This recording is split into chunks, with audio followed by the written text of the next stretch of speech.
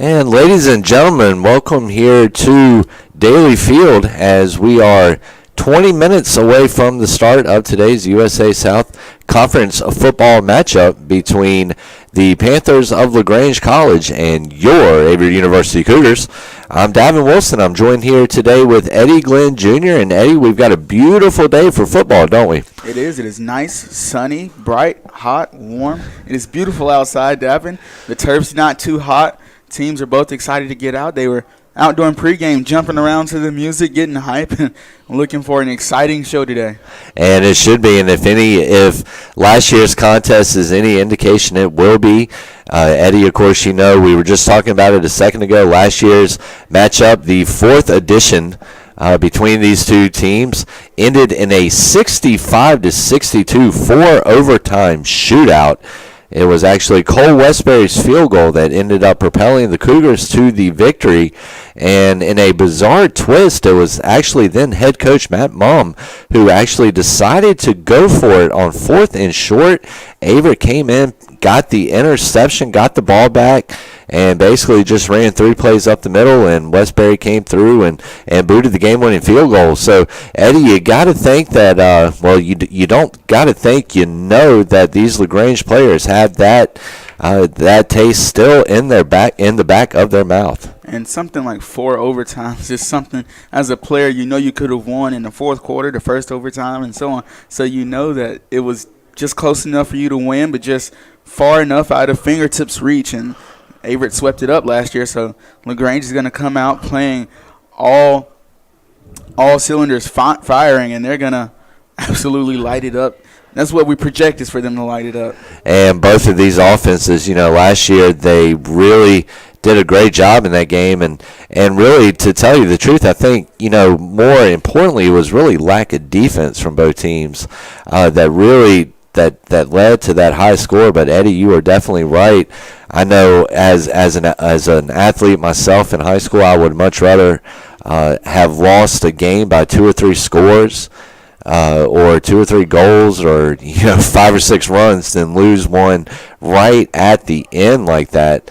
You know, at least in those blowout games, you know you never had a chance, and you don't have all the what-ifs pop up into your mind. And, of course, here, you know, when you're in USA South Conference play, there are no such thing as moral victory. So I think LaGrange will still have that fresh in its mouth, and they will look to come out here and, Eddie, in your words, really light it up here today. So, well, you mentioned lack of defense, rather, in last year's game, with scores being 65-62, 9 touchdowns apiece, somewhere around there.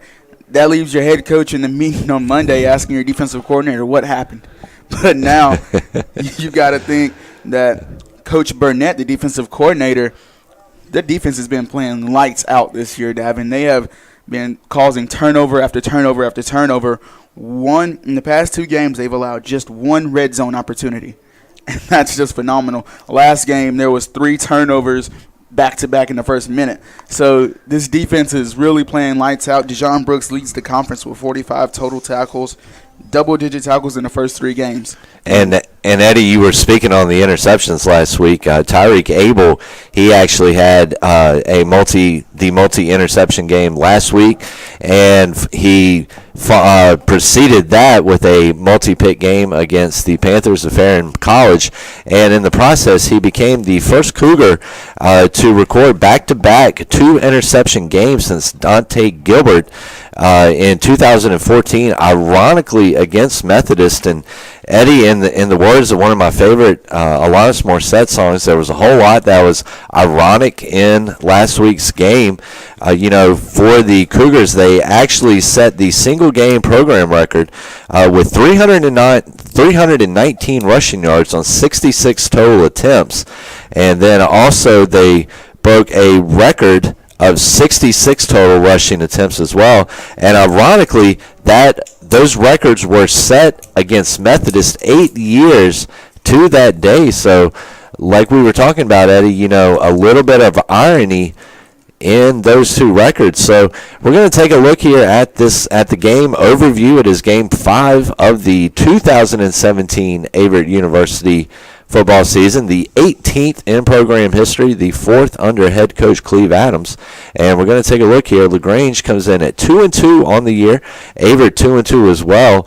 But right now, Eddie, one of the big differences is Averett is 2-0 in the USA South Conference right now, while LaGrange is 1-0.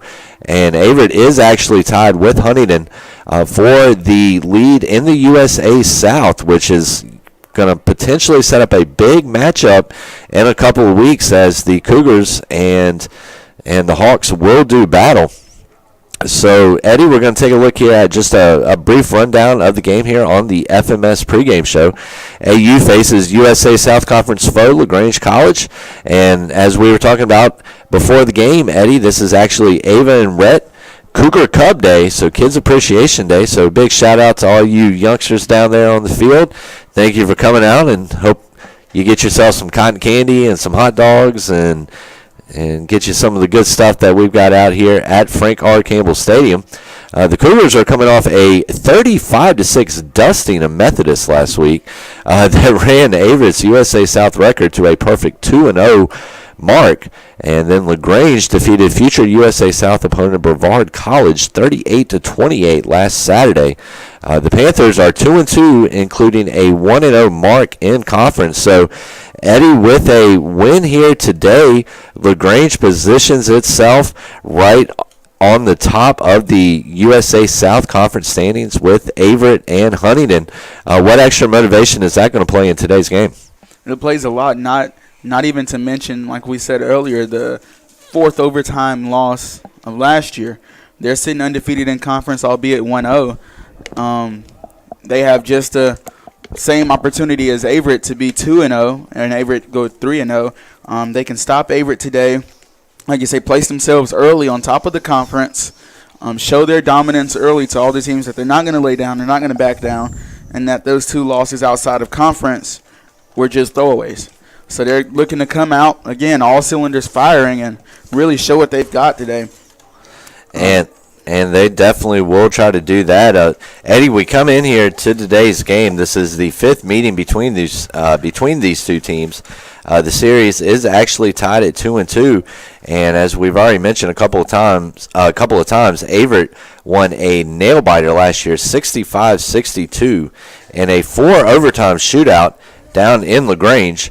LaGrange is actually 1-0 here in Danville. The last home game was actually canceled because of a hurricane that came through the Danville, Virginia area, and they just never had a chance to make it up because of busy schedules. Adams is an even 1-1 against the Panthers in his 4-year tenure here at Averett. And the last 2 meetings, Eddie, have been won by an average of 2 points. So, Eddie, definitely safe to say, that these 2 teams really come in here neck and neck. Absolutely, and just some key points here for Averett. I think if Averett's offense, we've been talking about LaGrange a lot, I feel like if Averett's offense is going to do what they did last week and be able to put points on the board, they have to stay behind the shoulders of Sean Bowman. They can't be predictable, but they still have to stay on that game plan of staying behind Sean Bowman. And then the defensive side, defense has to play like they have been all year. They can't start to get lazy now. They've got to turn it up a notch now that we're in conference. They're undefeated in conference. Once you become undefeated in conference, you get a big old target on your back. So now you've got to play all out every game.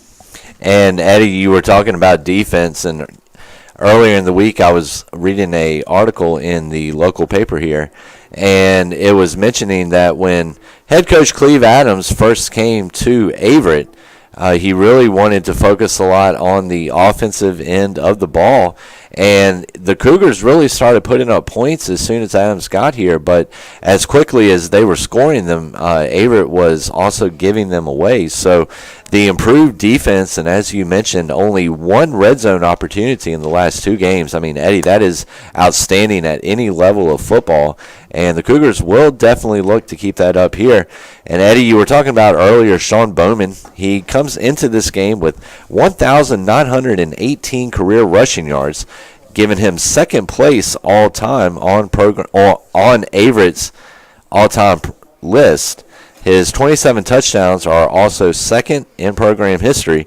And Eddie, he just needs 7 touchdowns to become the all-time leader, surpassing Kyle Wilson's mark of 33, set from 2003 to 2006. So Eddie, kind of some parallels here, as Wilson was a 3-year player, and really if Bowman continues on this pace that he's on this season, he will have that all-time mark before the end of this season. So Eddie, just another one of those funny situations here.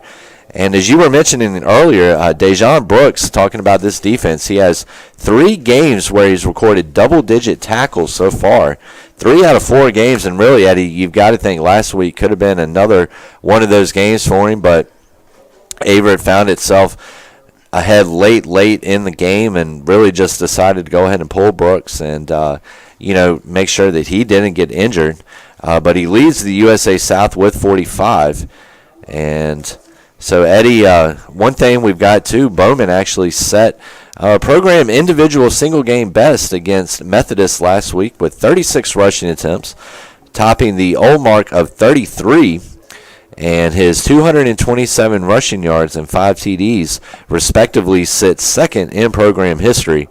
And then Abel's 2-pick game last week made him the first Cougar to record 2 picks in consecutive games since Dante Gilbert did it in 2014 against Methodist. And so now we're going to shift the focus over to LaGrange a little bit. We're going to look at some of their top players to keep an eye on for the Panthers. You've got Connor Blair. We were talking about him before we went on air, Eddie.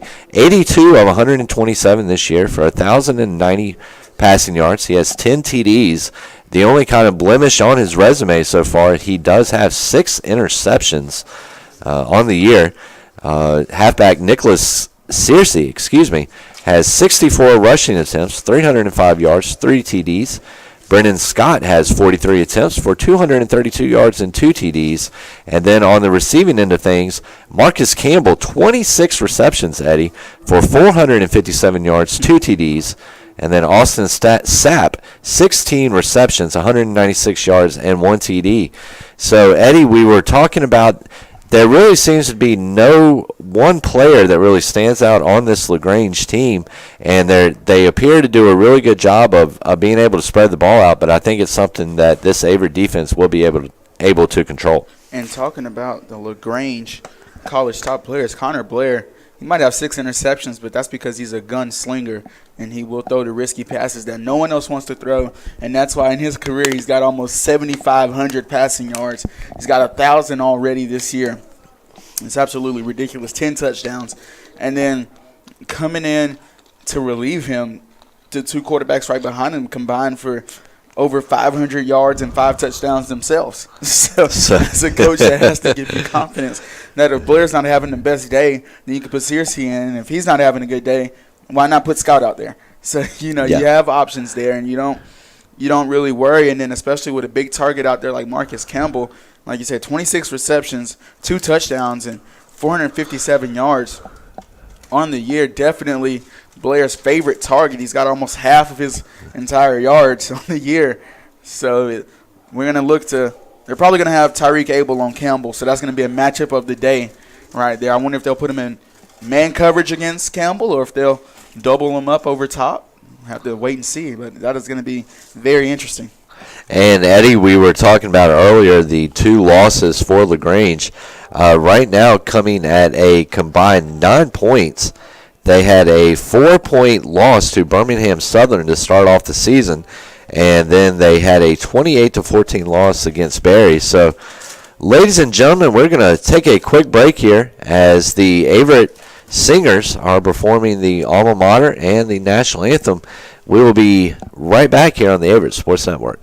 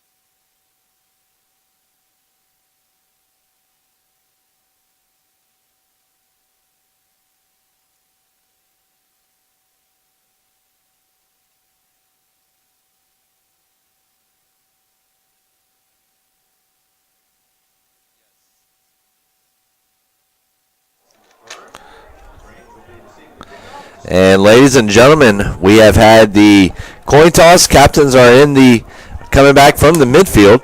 LaGrange will receive the ball to start the game. And Eddie, we've got a cool little tradition beginning here at Daly Field before Averett comes onto the field. They stand behind the gate, and the Let's Go plays. Have a tornado siren, smoke fills the end zone, and then the Cougars come bursting through the gate.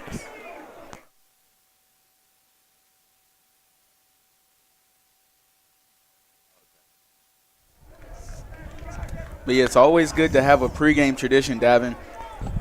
Back at my old high school, the smoke used to be very popular on Friday nights under the lights. Is very cool, and I love the fact that they stand behind the gate, rattle the gate, and the smoke comes out, and they all come running out. And Coach Adams in his patent vest, button down, and khaki look for the day on the sideline. And Davin, looks like the Cougars will kick off here to start the game. They are very energized, not lacking energy by any means this game. They came out yelling and screaming, bouncing around, and LaGrange was one deep to return. And so we are moments away here. And here we go. Keontae Button back to return for LaGrange. Receives it at about the 3. And he's going to get about to the 21-yard line. So onto the field will run this Cougar defense. I don't know who it's led by. I don't know if it's led by number 58, Kenneth Covington. I don't know if it's led by 59, Don Warren, Dejon Brooks. I don't know if it's led by Tyreek Abel. Everybody's a playmaker on this team. Everybody contributes. Everybody does their job, and they get the ball back for their offense. Eddie, there is no one set leader on this Averett defense. All four of those young men you talk about, all seniors, all well experienced. And so LaGrange looking like they're going to come out throwing early on. Pass back to number 8, Scott. And Scott looks like he maybe got about 2 or 3 yards on the little screenplay. It's actually going to get about 4. He's out to the 26. So not a bad gain there. And Davin, I don't know if you remember last game, but I mentioned that you normally like to get your quarterback a couple quick passes to get his confidence up, and there's one right there. It is. Trips left, one to the right. High snap, play action. Little check down play right there for another 4 or 5. And that pass is over to Austin Sapp. And looks like he probably got about an additional 3 on that one. So 3rd and 2 for the Panthers on their opening drive here. LaGrange looking to grab the momentum early. Try to steal an early score on the Cougars. Take the wind out of the crowd here at Frank R. Campbell Stadium. But Averett's defense is very stout, very capable of preventing that. They will hand the ball off, and it looks like it's going to be Scott on the run. Depending on the referee spot. And they're moving the chains. So good run there. Don Warren coming through on the tackle. Looked like Scott got about 3 yards right there. LaGrange just needed 2. And you don't need 50-yard runs. All you need is first downs. Chip away, nickel and dime, right, Eddie? Yes, sir. They come out in a shotgun, even on both sides. Blair snaps the ball. Quick out route. And that's over to number 17, David Apiag. And a big hit there as well on the sideline. That was number 20, Justin Cope, delivering the hit. And that's going to make it 2nd down and 7. Ball at the LaGrange 34-yard line. They've got Scott in a one-man backfield. They will hand off to Scott. Scott back to the line of scrimmage. He's going to keep moving forward. On his feet, Davin, and he's going to bust through the line in the second level, and he's still moving down into the red zone, and he will get all the way down to the 12-yard line. So about a 54-yard run right there by Scott after LaGrange had really moved the ball in bits and pieces, but went with what looked like maybe a little draw play, a little halfback design play, and Scott breaks it. And it looked like he might have, like he was going to get wrapped up there in the backfield, but he was able to break about 6 tackles and break one loose. Now, ball is on the 7-yard line. And they throw a quick slant, and they are in the end zone. That's Sapp, the 6-foot junior from Butler, Georgia. And, in about 6 plays, the Panthers move the ball down the field and get in the end zone to grab the first score. Not your normal Averett defensive possession on that drive. LaGrange able to really move the ball down the field without any problem whatsoever. Nevertheless, LaGrange leads 7-0 now. The Averett offense is going to have to come on and try and match that. If not, get at least 3 points on the board. But it is still early in this game, so there's no rush. No rush at all, and Averett has a very potent weapon in Sean Bowman, who seems to be really hitting his stride at this point in the season. Had a monstrous performance last week against the Monarchs, recording all 5 of the Cougars' scores. Also picked up over 300 yards. So not going to forget to mention the Rookie of the Week, Denarius Hilton, a freshman running back as well. On 8 carries, picked up about 46 yards himself, and delivered a couple blows when he came in. So Averett has a good combination of running backs. And here we go, LaGrange with the kick. Good kick there. Back at about the 5 is where it will be returned. And not a terrible return there for the Cougars. Gets out to about the 27-yard line, about a 22-yard return. So not the best place the Cougars want to start their drive, but not the worst either.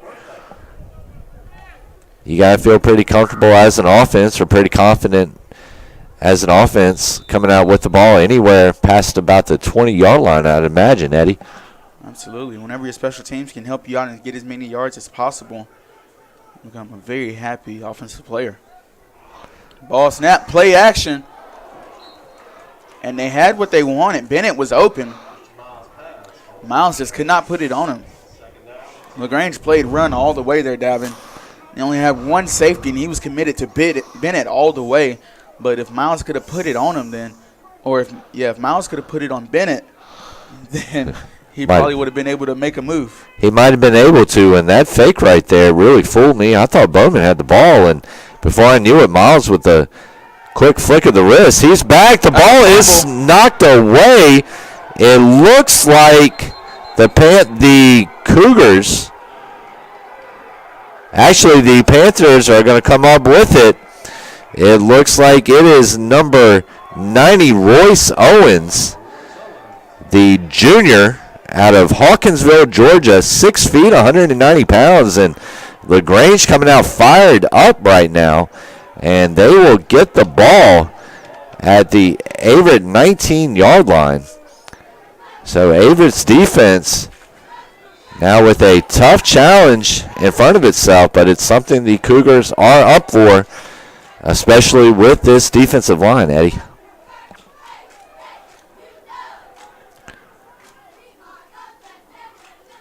So Blair's going to hand off to Scott. Scott ducking and weaving. Looks like he's going to get down to about the 16. About a gain of 3. That's what it looks like from up here. And so it looks like we're going to have a different quarterback coming into the game. It's going to be number 3. We're trying to locate him here. And actually, no, we won't.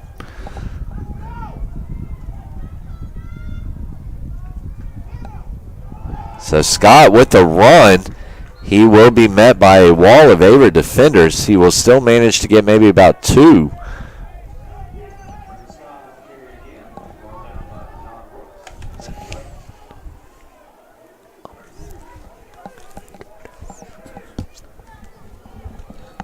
So right now we've got a 3rd and 3 situation.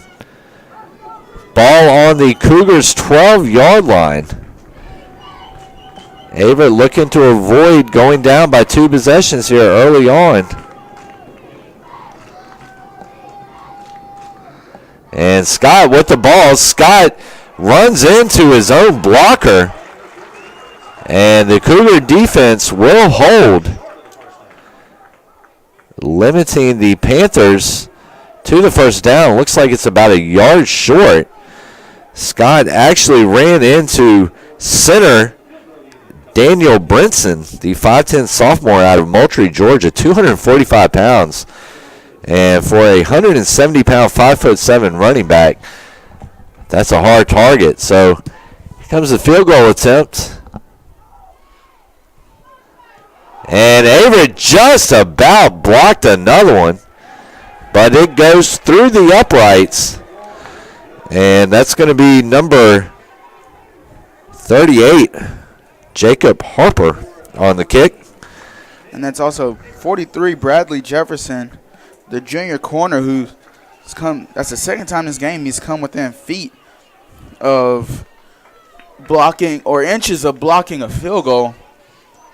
Like, if he keeps getting jumps like those, he's going to block one this game. Nevertheless, LaGrange leads 10-0. And again, Christian Miles, when he runs out onto this field, Davin, he has to forget last drive completely. He had the very first pass was a play action. Supposed to go back shoulder, but it hit the turf. Then the very next play, he rolls out and he gets hit from behind, a strip sack fumble. He's got to really forget that, and then he's got to come out and start fresh, almost like it's a whole new game. He does, and there's a saying in one of my favorite movies, The Other Guys, Febreze moment.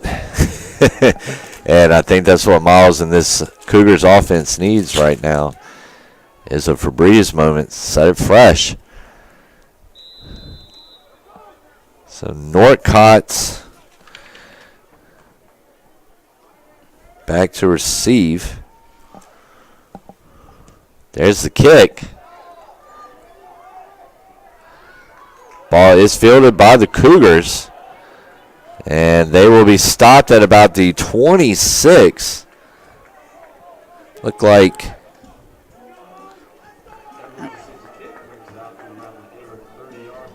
and Davin, I want you to kind of, next time they kick the ball on a kickoff, kind of look at it. They're skying the ball up so that they'll give them an extra 5 yards on the catch. But it gives their kickoff team time to get down and really tackle their playmakers. They don't want playmakers to find space. They don't, and the handoff to Bowman. Bowman meets a wall of Panthers. Manages to keep the feet moving for a little bit, but he is eventually brought down. Looks like he maybe got back to the line of scrimmage. Actually got about a yard, I think they'll give him.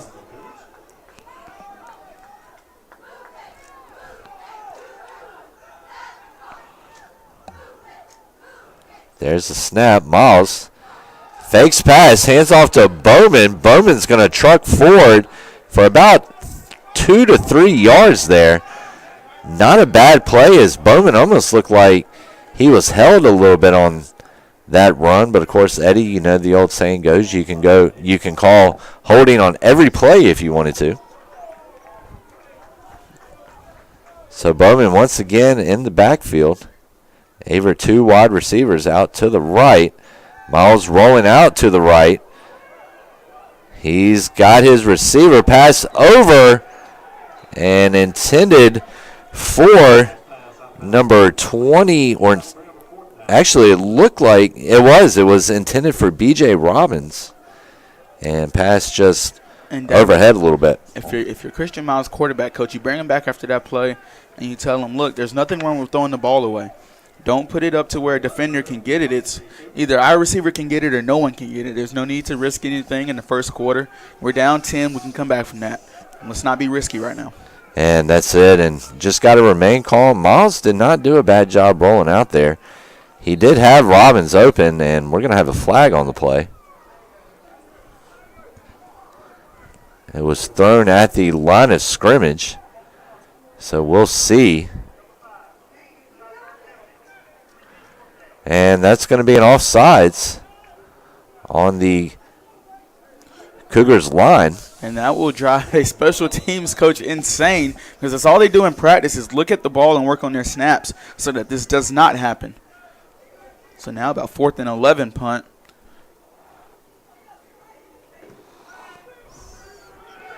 Westbury will get good drive on this ball and a very friendly Averett roll. Takes about a 20-yard roll there. That was a very fortuitous roll there, as you said, Eddie.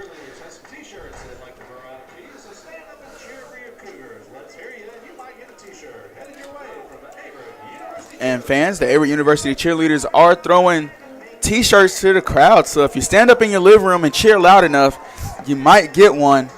I doubt it, but it's always worth a try. And you never know, Eddie. At least even if you're at home watching this, at least now you know that we do have it going on, and maybe you can come down here. You can't catch one if you don't come down, though. LaGrange drops back to throw the ball. And they find a man open, tackled by Kevin Norcott. That was number 17. Apiog. And he has been a big target here as he had the opening score for the Panthers. And then that's going to be about a 12-yard pass right there, enough for a first down. And it will get the ball out to the Panthers' 41-yard line. Panthers looking to make it 3 consecutive scoring drives. Averett looking to stop it. Scott in the backfield. LaGrange trips.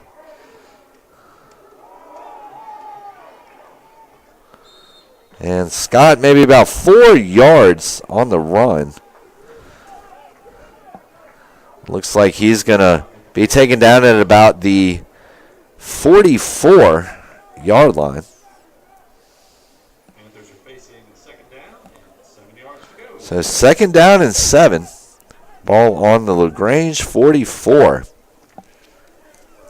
Scott once again in the backfield. Even on either side of the quarterback.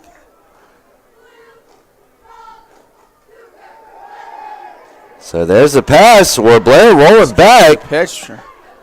Oh, and good focus right there as he is going to find number 6. Justin Perdue, the junior running back, 5'6", 145 out of Birmingham, Alabama. And actually a running back, like you said, Eddie. And that's going to be enough for a LaGrange first down, and we'll also get the ball into Averett territory.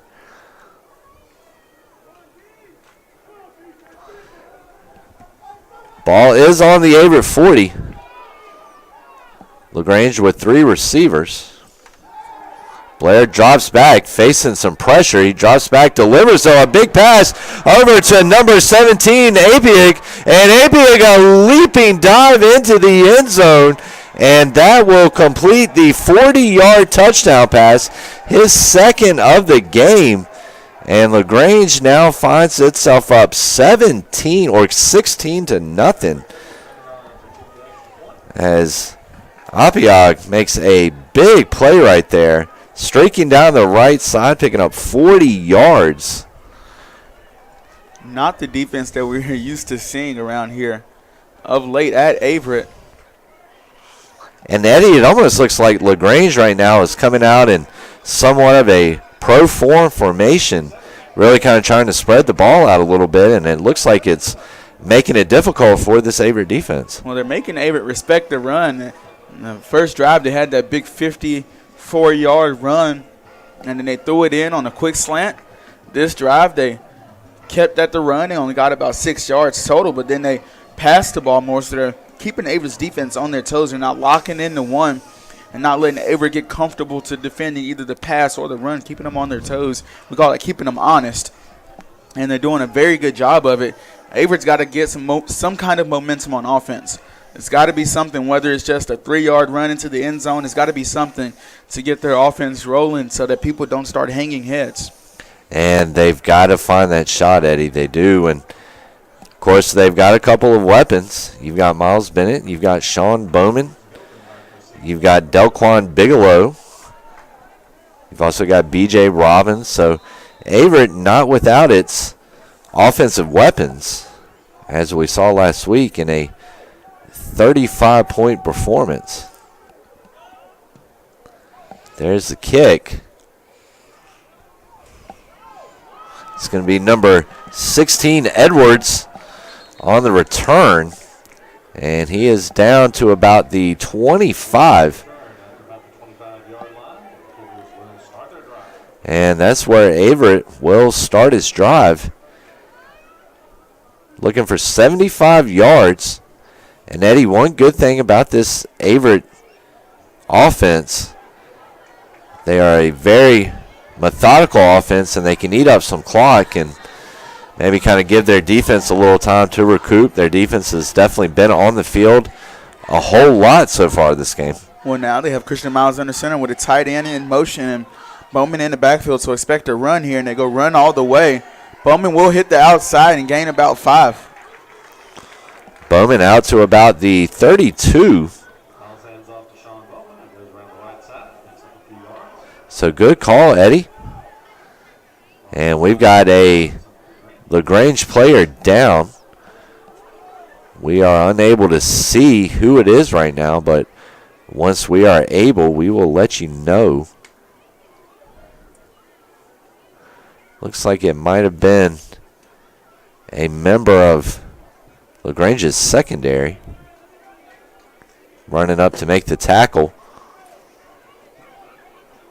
And he appears to be in some pain down here. We've seen a lot of cramps in the first 3 games here at Daly Field, as we are still at a point in the season where humid conditions will prevail, but he is up, and it was actually Scott, it looks like, that went down.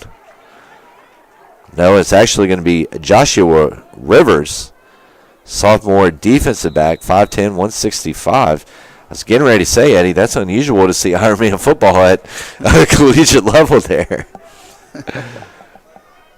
And Averett under center again. Motion, back across. Back to Bowman they go. Bowman, what a nice wiggle move, and he will get himself past the first down markers. And Davin, that's the kind of momentum you need. You need someone like Bowman to come in and get you 12-yard runs. And just like that, your crowd is cheering again, your sideline's cheering again, and your O-line's feeling good. And your offense has picked up 23 yards in about 3 plays. So here's the snap. Miles hands off to Bowman, but LaGrange ready for it,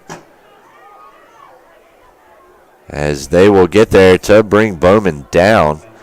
I think Bowman did make it back to the original line of scrimmage, though. He did. So it will not be a loss on the play. 2nd and 10 on the Averett 48-yard line. The Cougars facing a 17-0 early deficit.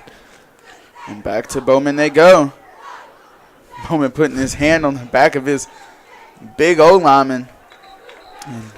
We'll pick up just 3.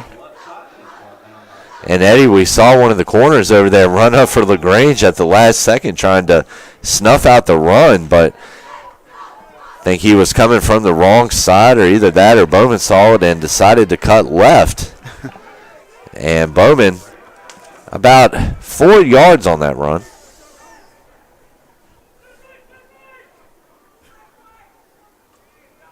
Here we go, and Miles actually dropping back to pass, and he has number 85, Jeremiah Smith. Yes, the tight end. out of John Champ.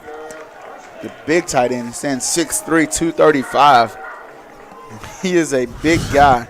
Especially when you stand beside him. I lived on his hall last year and walk around with his shirt off, and I would immediately go back in my room. Well, definitely prototypical tight end size, and Bowman just about has a first down right there. He's going to come up about a yard short depending on the spot.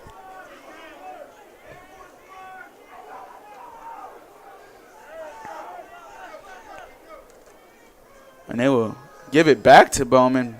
Bowman gave the signal to the sideline after that last play that he needed some help, but he did not get it. He needed another running back in, but I don't know if the coaches didn't see him. But he has been running hard this drive, and Bigelow will come into the game. And Averett wanted a late hit on that last call or on that last play. Averett goes trips right, tight end left. Motion the running back across. Speed option. Miles with the fake, and Miles has space to go, and he will go untouched into the end zone on a speed option. The fake pitch to Bigelow got the outside linebacker to bite, and he had nothing but green turf in front of him, and he puts it in the end zone to get Averett on the board. 35-yard run there by Bowman. By Miles. Or excuse me, by Miles. Excuse me, I'm sorry.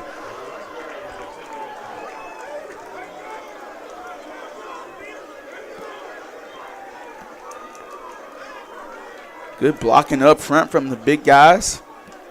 Good fake there to get the.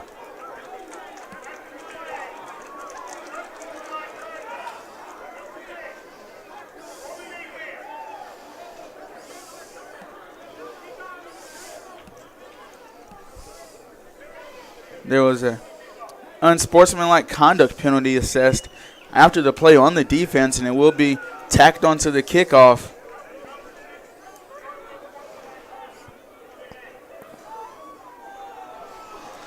And so that's going to be number 6, Mark Wilson, picking up the unsportsmanlike. Will be 15 yards enforced on the kickoff. Westbury back to kick. Low snap. Westbury's kick is through and off the roof of the field house here at Daly Field. And we've got a 17-7 ball game, Eddie. And that's a good way to, just want to mention, haul in that snap from Noah Wren. We always take for granted those high snaps, the ones that scrape the ground, but Noah Wren able to pick it up and get it on the ground. Westbury able to kick it, and it's not blocked, but it goes through the post for another point. Like you said, now we're just down 10. And that's a very manageable deficit right now for this Averett team. Only trail by 10. They do get the ball to start the second half. Of course, I don't think we need to start talking about the second half just yet, as we are not even through the first quarter yet. 2:38. I fully expect Cole Westbury to put this out to the back of the end zone and not risk any kick returns for touchdowns or even good yardage here. As the ball will be spotted on the 50 after the unsportsmanlike conduct. And you do not want to give Cole Westbury this type of field position with that leg the young man has. His 51-yard field goal was not only against Hampden-Sydney College, was not only the longest one in program history for Averett, but it also tied the mark in the USA South for longest field goal, Eddie. Ball goes out of the back of the end zone for a touchback. And like I mentioned, in the first home game in my high school days, we did scrimmage Cole's high school team, stacked full of talent, and Cole's one of those guys who's putting it between the posts every time. So Averett's defense will come on, trying to match the energy out of the offense and try and stop this LaGrange offense. If they can stop them once, then they know they can do it, and they'll be able to do it every drive from here on out. So we've got Scott in the backfield. It's a one-man backfield. And there's the handoff, and it looks like it's Covington in on the tackle down there. Scott was probably about a yard on the gain, I would say. Yard and a half. We'll put the ball on the LaGrange 26-yard line.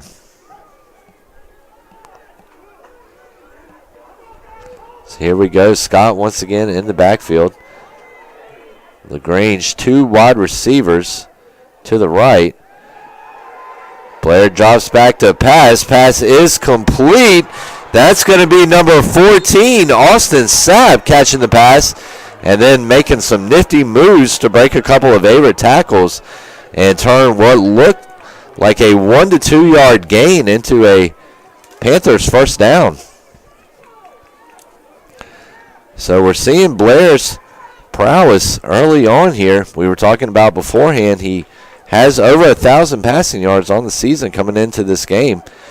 And that's going to give LaGrange the ball 1st and 10 on the 38-yard line, about an 11-yard gain there by Sapp. So LaGrange once again dropping back to pass over to number 17, Apia. Apia keeps the legs moving, and we're going to have a flag, as that was a little bit of a flagrant hit right there from number 6, Mark Wilson. He laid it to Nick Brown, and Nick Brown getting the juices flowing a little bit. That was actually number 1, Kevin Norcott.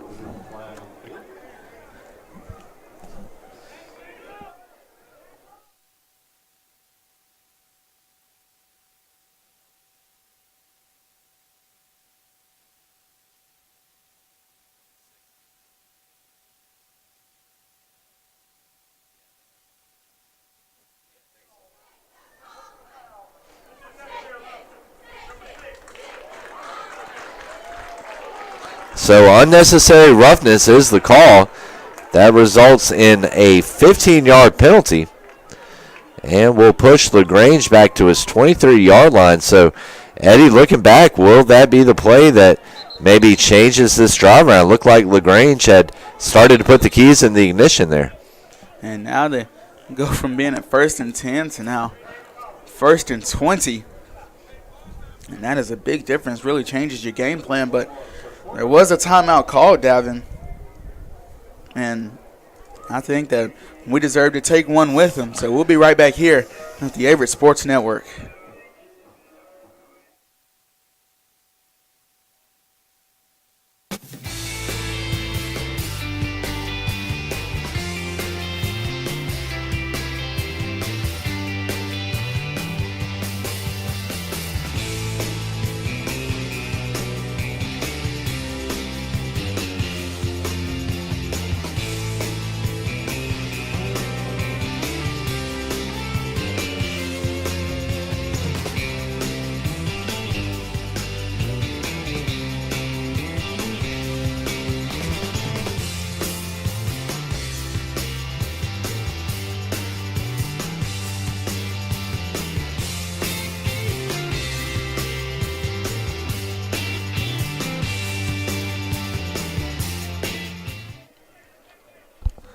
And so, Eddie, we are back here on the Averett Sports Network.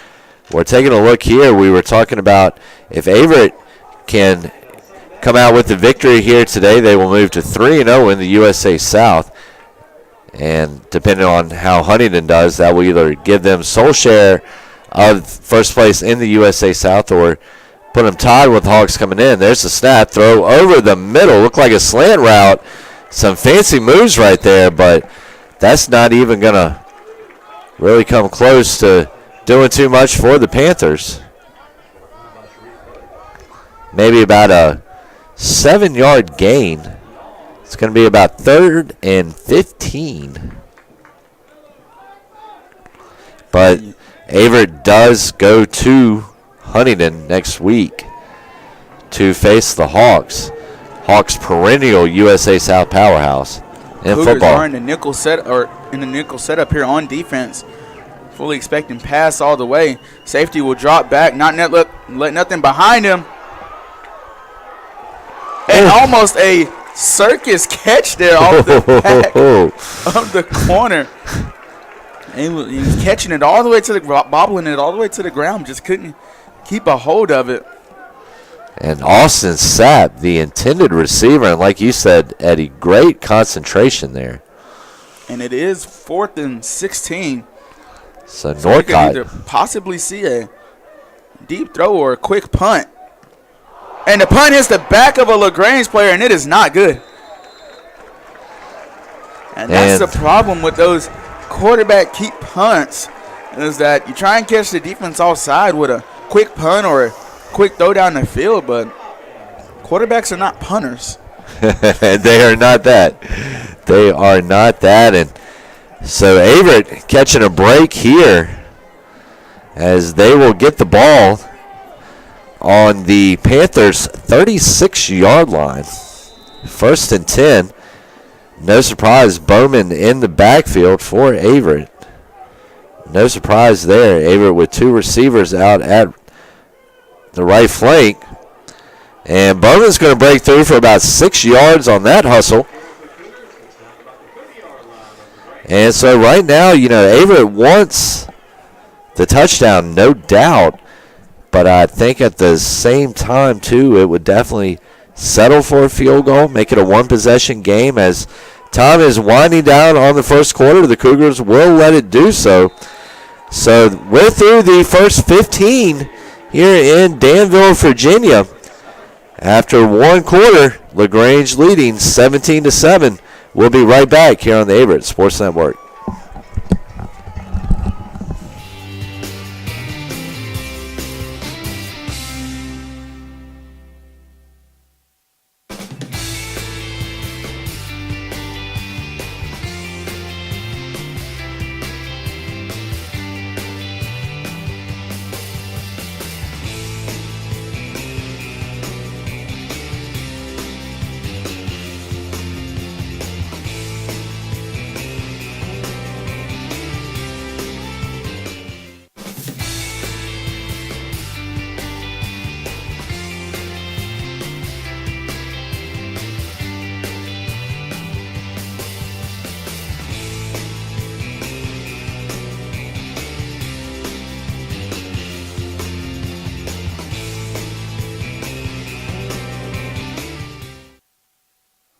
And we are back on the Averett Sports Network. Start of the second quarter.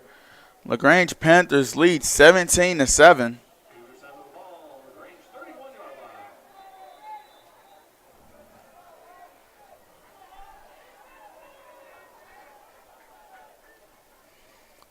Miles under center. He will pitch to Bowman, and Bowman gets flipped.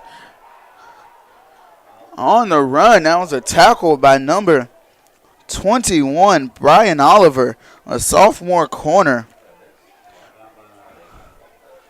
Bowman he takes the pitch, and the corner comes up and chops the knees and flips Bowman head over heels. Way to deliver the hit from the corner position. 3rd and 9 we're looking at. Miles is going to have to throw the ball here. Snap, drop back. And I think Miles was throwing the ball, trying to find a pass interference, but didn't get one. Trying to get Bennett, and it definitely looked like there was some contact there from Andrew Brown, the Panthers freshman defensive back. So, Davin, the Cougars will come out and test the leg of Westbury again. Looking at about a 50-yard kick right here, Eddie, about 45 yards. They're going to punt the ball from here, interestingly enough. I am kind of surprised. I think Coach Adams is going to call this timeout is to rethink, see if he really is in the range of Westbury. Well, Westbury, I think, is definitely in range on this one. Well, they could either try this field goal or try and pin LaGrange deep, maybe within the 10 or the 20, and hope their defense gets another 4-and-out tight possession. So either way, Cougars aren't in a bad situation unless they give up a big return. We'll just it's all up to Coach Adams and He's going to talk to Westbury and see how his leg feels, because sometimes, a kicker's leg just isn't feeling it. Can't kick 50-yarders every day. That's it. And it's very hard to kick one, period, but to kick them with consistency is another thing. I don't care what level you are at. Even in the pros, you start wondering at about 50 yards, are you really kind of asking too much? But I think they are going to go ahead and punt the ball. And like you said, Eddie, just pin LaGrange deep back in its own territory.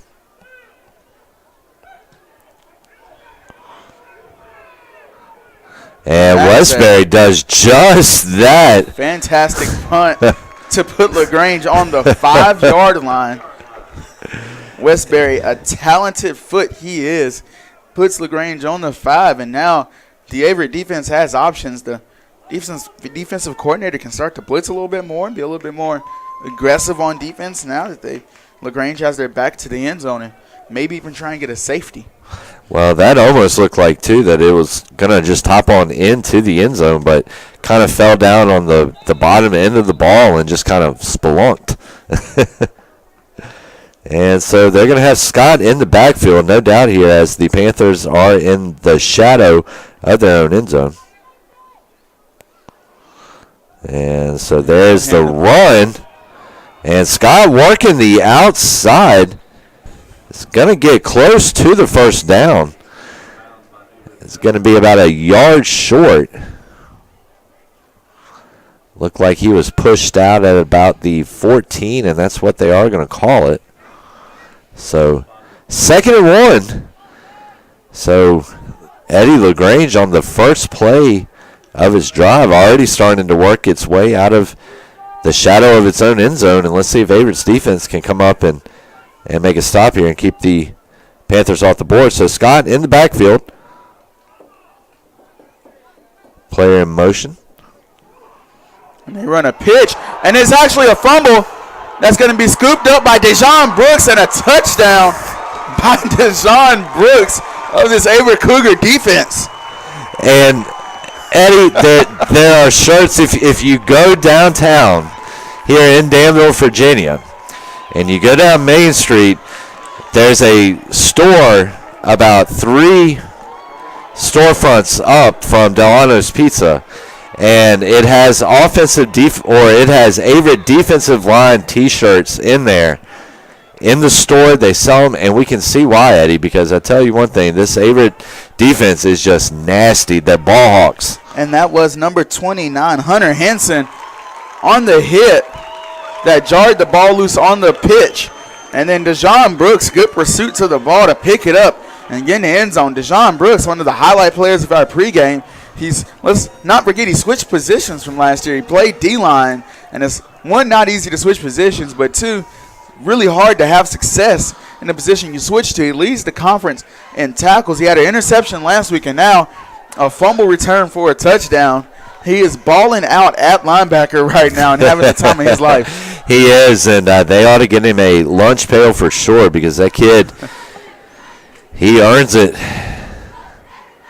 And just like that, Averett moves to within 3 points.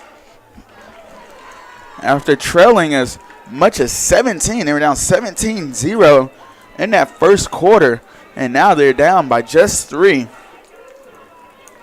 Again, early on, Davin, first 2 or 3 drives was not the Averett defense that we were normal to seeing at all.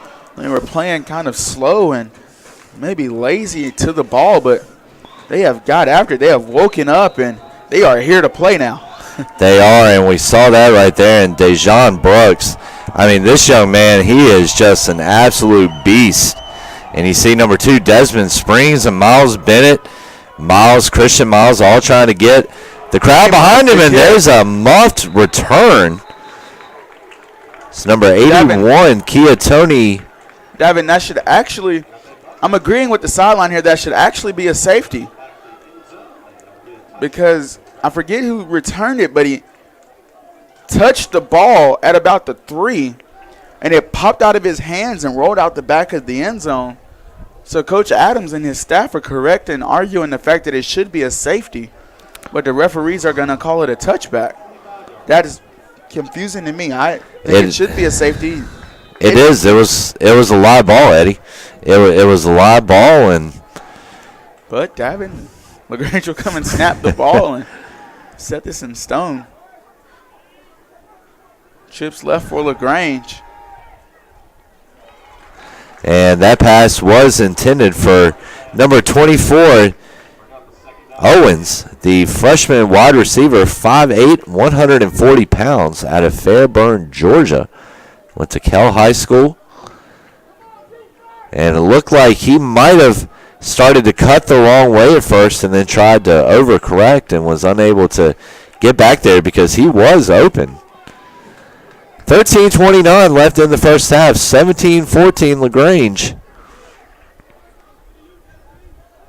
Blair back to throw.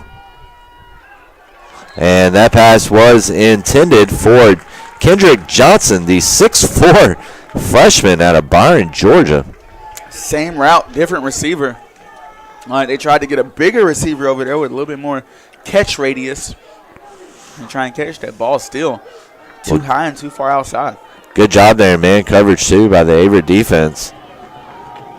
And now 3rd and 10. You can hear the press ball. You kind of feel it shaking here as the crowd is really turning it up on the bleachers, dialing in for their Cougar defense. 3rd and 10. Blair snaps the ball in shotgun formation, a play-action pass. He will evade the pressure, pitches it out to his running back, and he will not get enough for the first down. And it will come out to be about 4th and 6. Yeah, Scott about 3-4 yards on that play. And Averett really just tenacious rush right there. And, Eddie, sometimes you don't have to bring the guy down. You just put the pressure on him. But we do have a flag, the way the Cougars are reacting. And we've got a roughing the passer call. And again, Davin, very confusing as the quarterback was being hit as he pitched it out to his running back. But the penalty is in the eye of the beholder. And that referee threw the flag. And just like that, LaGrange has a first down. The Cougars kind of feel like they were cheated out of the safety call right there and then cheated out of that 4 and out. But defense has to make another stop here. And so Blair back in shotgun. The ball is set. 1st and 10 on the LaGrange 43. Scott in the backfield. Blair drops back. Ball over to number 80, Johnson. Johnson will just about have enough for the first down. We'll see the spot. And he will be about a inch short.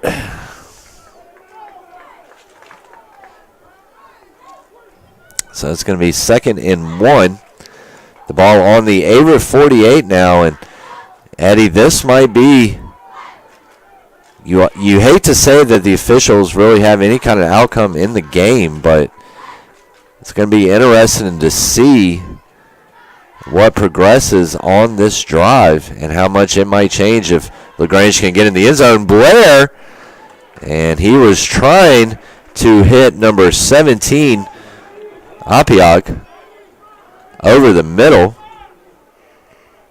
It's no good. It's going to bring up a 3rd and short.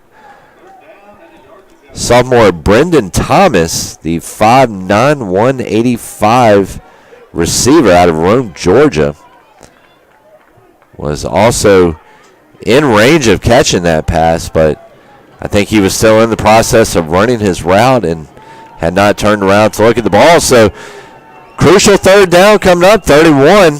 Everybody in the stadium knows it's going to Scott, and it does. And Averett says, no, sir, you are not going to get this. Said, not in my house. And like you said, everyone in the stadium and everyone at home watching knew the ball was going to. It's just a matter of could we stop them. And not only did we stop them, we backed them up a little bit. And it looks like LaGrange's offense will stay on the field. Don't know if they're going to try another one of those quick quarterback punts. He's too close to the line to try it. He backs up. And this will be a punt, I believe, Davin. He boots it down the field, and they could get a good spot. And they will get a good spot as they will down Averett on the 5, just like Averett did them in the following possession. And we're seeing two good special teams units here. Smart enough to know that in that situation you don't want it going out of the back of the end zone. You got to deaden the kick, kind of muff it a little bit, and hope it hits the belly of that football. Hope the belly of the football meets the ground, and that way it just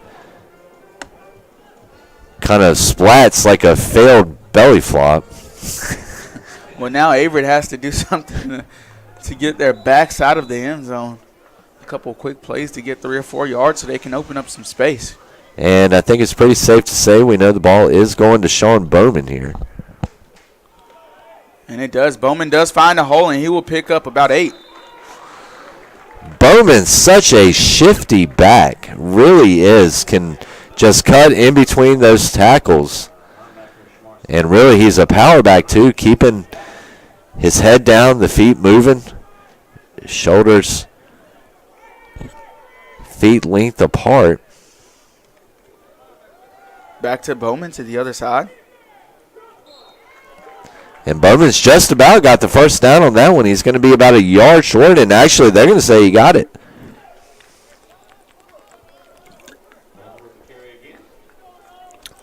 So that's an Averett first down, as they now have the ball on about their own 17-yard line, give or take, give a yard or two. So Miles with the ball on the quarterback keeper, and he's got a first down, 14 yards, and he's down to the 30-yard line. And Christian Miles showing off his running ability in this game, saying, hey, Coach, Bowen isn't the only person on the field that can run the ball. And right now, Miles with 44 yards on his last 2 carries, including the 30-yard touchdown scamper, or 40-yard, excuse me. So actually 54. Yeah, a quick screen. That's the pass out to B.J. Robbins for a gain of about 5. So Eddie, hopefully Christian Miles can keep dropping back and delivering these short little passes, get his rhythm going, and maybe Averett can break off for a big one, or if anything, you give the young man confidence in his ability to throw the football. Something he hasn't had the most opportunity to do thus far. And the ball pops loose. And that's going to be number 43. Fabian Ryan will pick it up for the Panthers. He plays that wheel linebacker spot, that weak side linebacker spot. 5'7", 215. He was able to scoop it up, and Averett turning the ball over at a crucial point as they were looking to drive the field and either tie it or take their first lead of the game. But they give LaGrange great field position to start their offensive drive. And you said it, Eddie. This is the second time this half that the Panthers have started on the Cougars side of the field. So let's see what Averett's D can do here. Coming out looking for the run. Drop back pass, and that is completed. It's going to get down within the 9-yard line. Looks like about 23 yards. And over to Austin Sapp. And that's going to set up a 1st and goal. And Davin, at the quarterback position, you always say anybody can throw it to an open receiver, but not everybody can place it on an open receiver. Ball placement is everything. He really threw his receiver open, did Blair. Blair's really good at that. He's thrown about 5 of his receivers open this game. So they're on the 10-yard line. Blair will drop back, play action pass. That's great defense there from 21 Tyreek Abel. And a late flag coming on. They're going to get Abel for defensive pass interference. I didn't see it. Looked like a clean play there.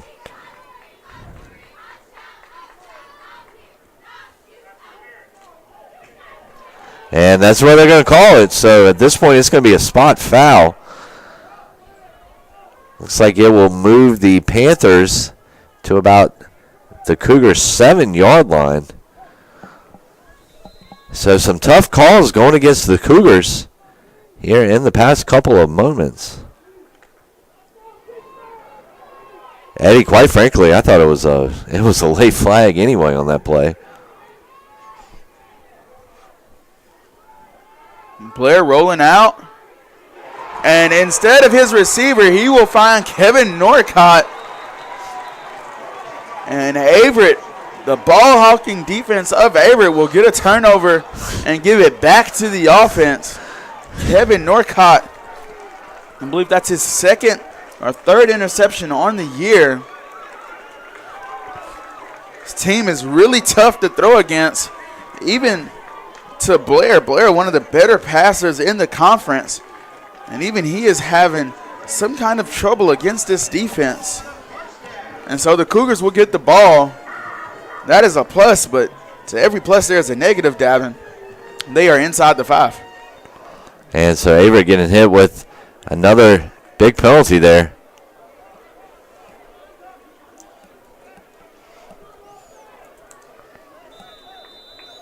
About 30 yards on those last 2 penalties, Eddie. And so Bowman trying to break one here. Looks like he will be lucky to get back to the original line of scrimmage.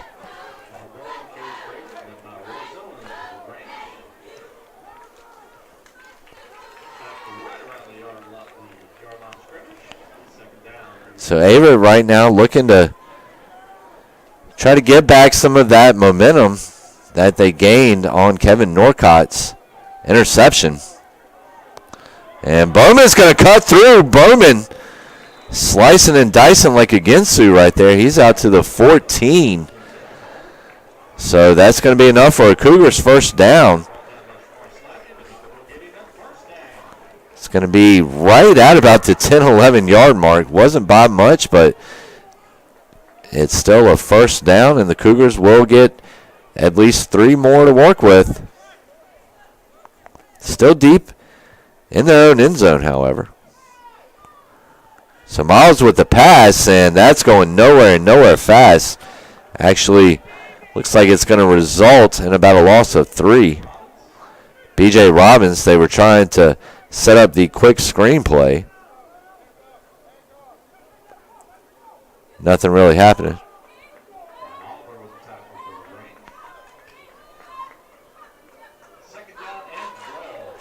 So a loss of 2 on that play.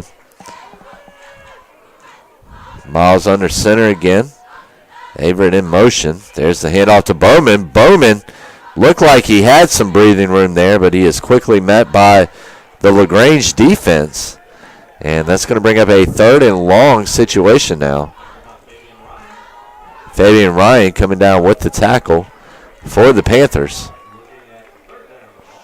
And that's, like I said earlier, that is a 3rd and long situation now for Averett. Averett with trips. Lined up 3 deep on the right side. And there's a run, and it's going nowhere. And that's going to result in a 4th down and an Averett punt.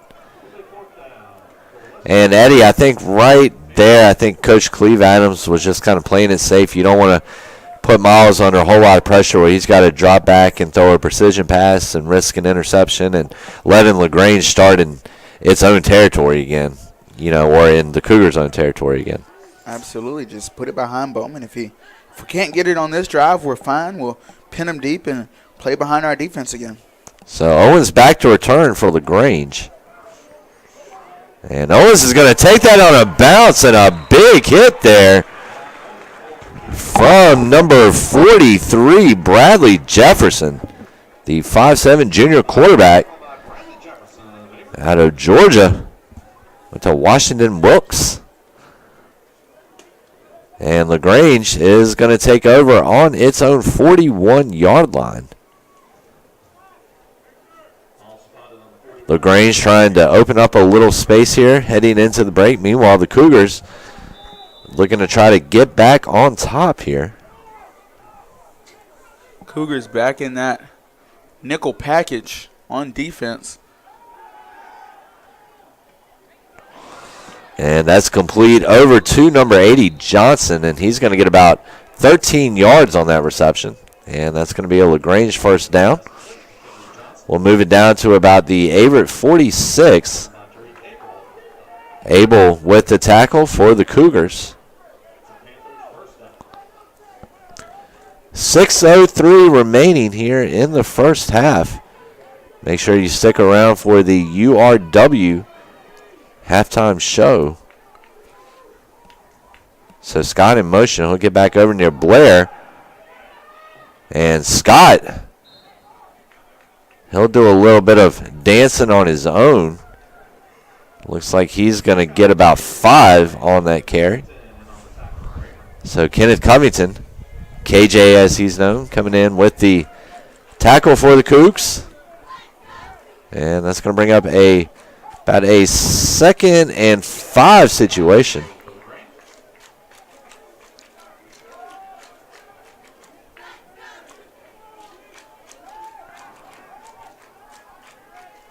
Here's the snap. Blair passing.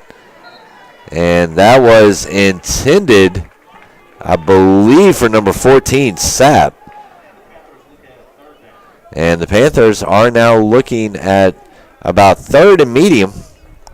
3rd and 5 on the Averett 42-yard line.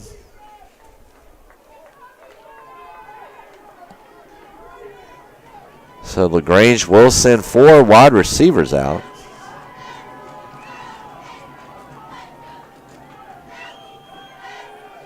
There's a pass, and he is met immediately by Jefferson.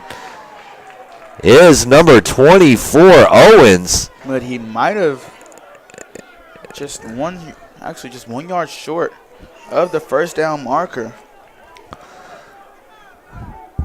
And so give it up there for Bradley Jefferson. Back-to-back tackles that would definitely qualify as laying the lumber, Eddie. Absolutely.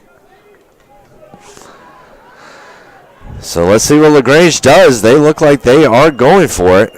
Why not? You're in your own territory. You're already up by 3, or in your opponent's territory. There's a pass over. It's deflected. Pass intended for number 5, Brendan Thomas. And some big defense there by the Cougars. It was looks like number 38, but that can't be because that's Sean Bowman. We'll try to get his number here in a second. He's actually got his shirt pushed up right now. Give me a second. And it was actually number 58, the big guy, Kenneth KJ Covington, coming in there and breaking that one up. And really, you stand next to Covington, 6 feet, 240 pounds. He's an intimidating guy just looking at him, but couldn't meet a nicer guy. And it looks like Bigelow on that run, out for about 3 yards.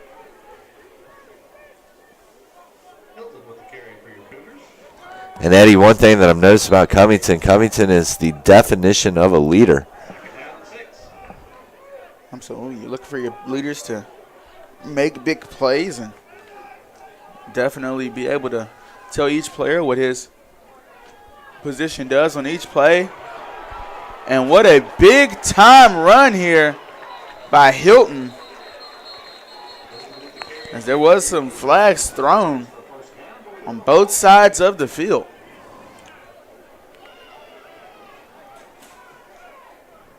And let's see what we're going to have. We'll have offsetting penalties, or both will go against the Cougars.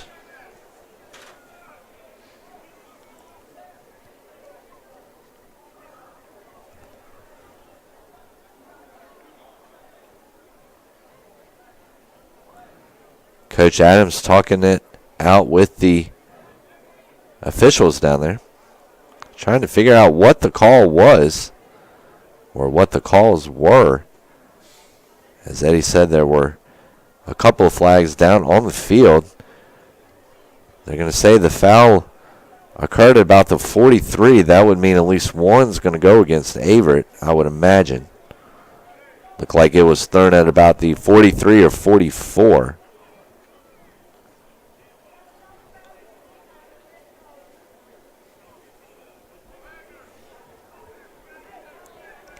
And a long conversation here between these officials.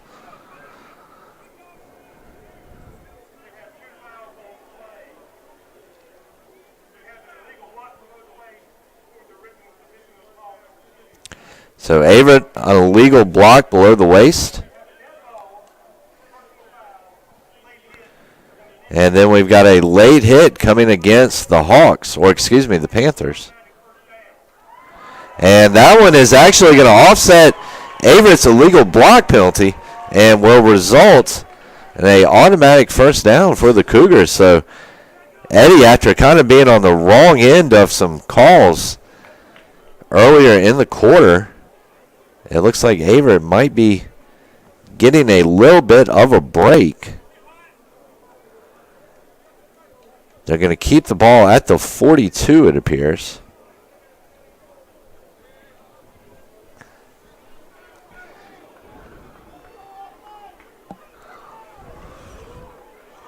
And we look like we are ready to start things here again at Daly Field after that brief delay, the illegal block penalty, and then the late hit penalty against LaGrange. So Miles rolls out. He's got Robbins out, and Robbins is down to about the 40-yard line. Looks like he was knocked out of bounds. Trying to get the number down there by number 2, Emmanuel Hopkins is what it looked like. Or excuse me, number 1, Emmanuel Hopkins.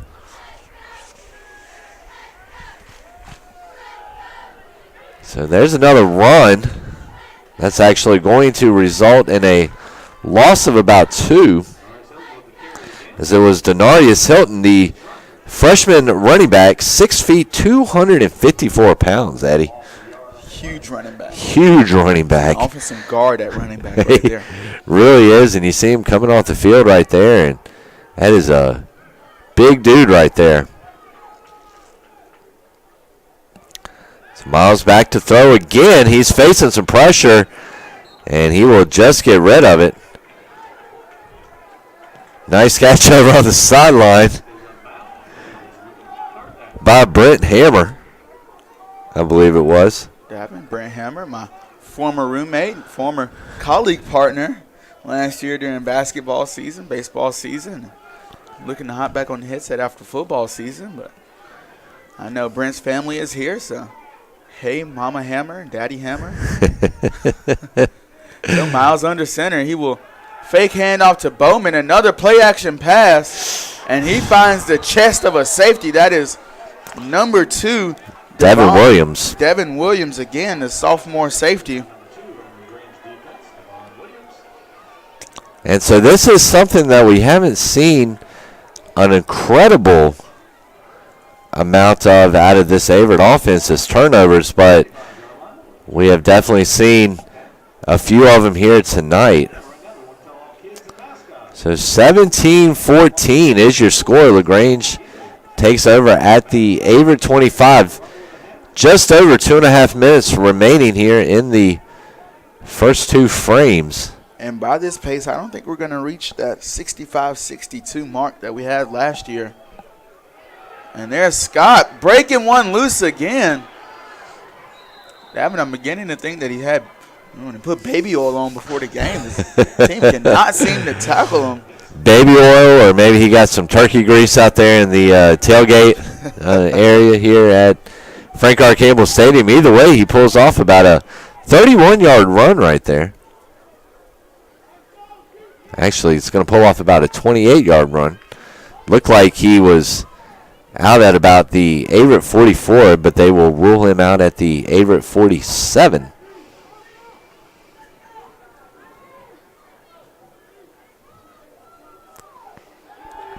So there's the pass from Blair.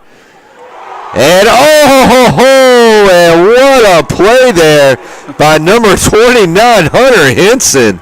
The 6-foot sophomore safety, 170 pounds, out of Lexington, North Carolina, just comes up and Houdinis that pass out of the arms of Brendan Thomas.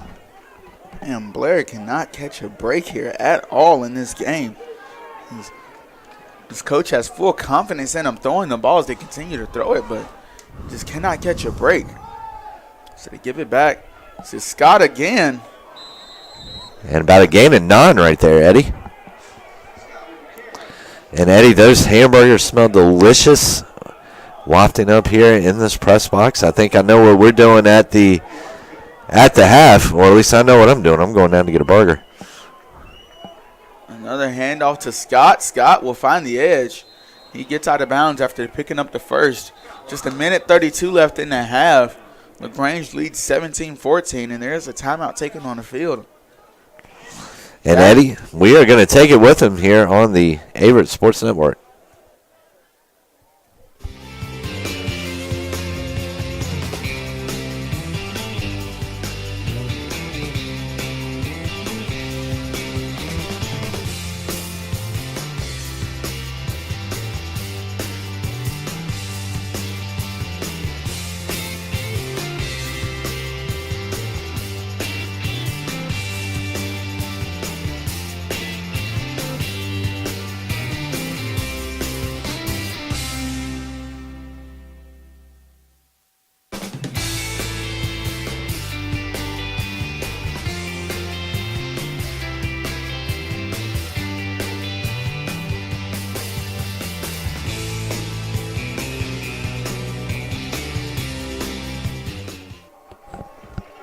And ladies and gentlemen, we are back here at Daly Field after that timeout from the Cougars.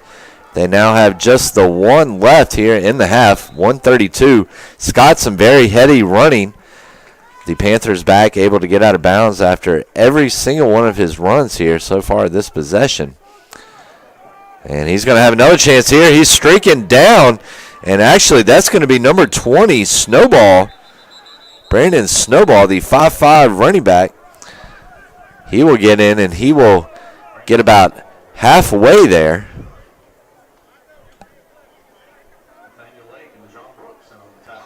So Nathaniel Lake and Dejon Brooks on the tackle for the Cougars. And about a gain of 2 there from number 20, Snowball. LaGrange with trips right. Blair back to pass. Now he's going to be forced to run. Not out of the pocket yet, and he's just going to throw that one away. He actually did have a receiver over there, but was definitely not trying to hit him with that pass. Just trying to get rid of it. Looking at about a 3rd and 8 here. If LaGrange can pick up 5 more yards, they would definitely be in field goal range. It'll make their kicker, a lot more comfortable with that field goal going into half with 45 seconds left. And I expect them to come out, maybe even a run play to the outside or a quick screen of some sorts just to get a quick couple and call a timeout. And there's the halfback screen or the wide receiver screen. And that was over to number 17, Apiog.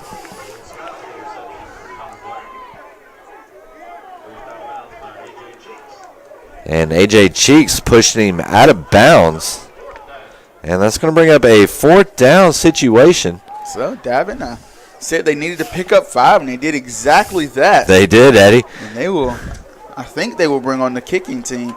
It actually looks like they're contemplating going for it here with 37 seconds left.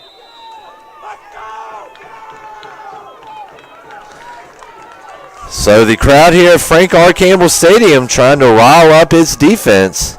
And LaGrange is going to take a timeout. And so, ladies and gentlemen, as we have been talking about all game, we will have the URW halftime show coming your way here in about 37.7 seconds. But who's counting, Eddie, right?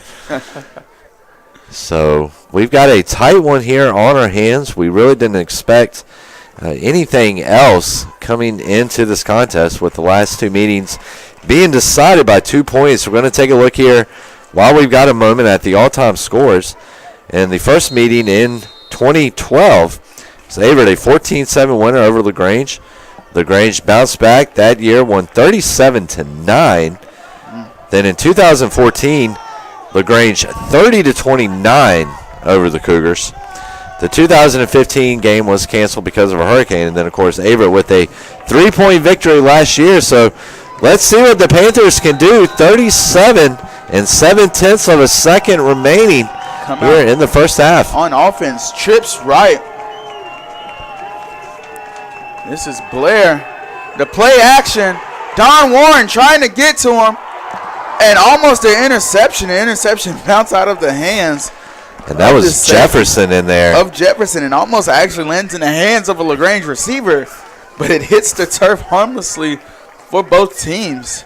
And now the Cougars have 30 seconds to get about past the 50. They got to get about 30 yards here to get within Cole Westbury's range of kicking. And Eddie, do you go ahead and try to maybe throw it down the field once or twice, or I'd say just take it and take the ball, a couple of kneels, get it into halftime with it being a 3-point game and the momentum in your favor a little bit.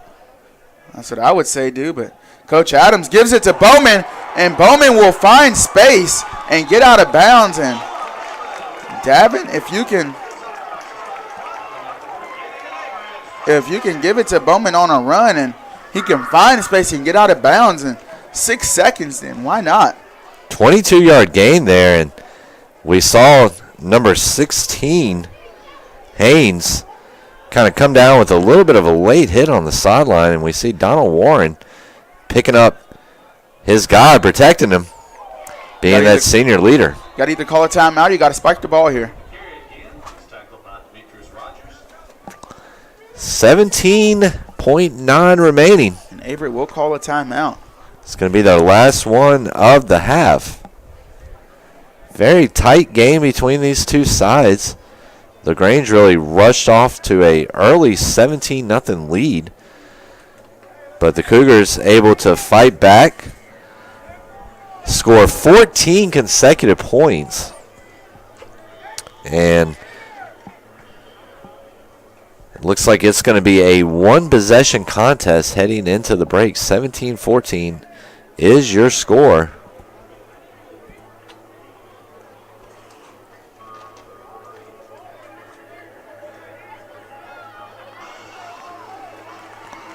So Averett. Again, it is Kids Day as the children cheerleaders are down there cheering with the college cheerleaders. Cheering on the Averett football team as it is 2nd and 10 with 17.9 seconds remaining in the half. Miles, play action pass, and he has Miles. He had Bennett deep, but could not find him. And that was number 16 again.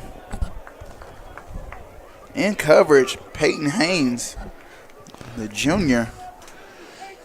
And not a bad idea there. Miles maybe should have looked for somebody other than Bennett, who was well covered.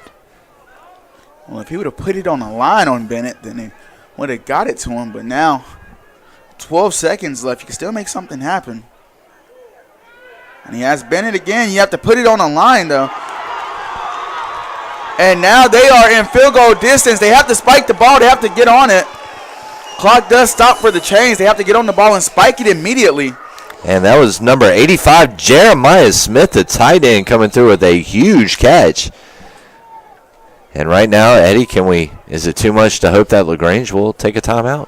Well, the refs actually had to stop play. Not only the time, but the play so the chains could get stopped. Averett moving faster than the chains.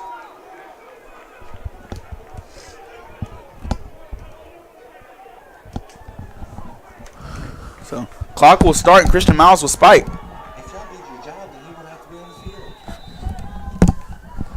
And Miles spikes. And so Westbury will come on to kick a field goal. So, Eddie, the quick strike Cougars right here, as Christian Miles completes a couple of big passes. And Averett now has a chance to tie this thing up going into the break. They will receive the ball. in the second half. This one is going to be about a 30-yarder. Let's see what happens. Snap. Westbury's kick is up. And it's Bueno. And as time expires on the second half, Cole Westbury's kick, about a 30-yard attempt, sails through the uprights, and we are tied at 17 going into the half, courtesy of Cole Westbury's magic leg. And I tell you one thing right now, Eddie, if he got that insured for Averett, he would be one rich man. He would not have to finish his Averett career because that leg is golden to this Averett team. So we're going to take a quick break here on the Averett Sports Network. We will be back in about 10 minutes. Eddie and I are going to go get some of those delicious burgers we were smelling down there and ice cold Coca-Cola. And so, but when we come back, we will have the URW pregame show here on the Averett Sports Network.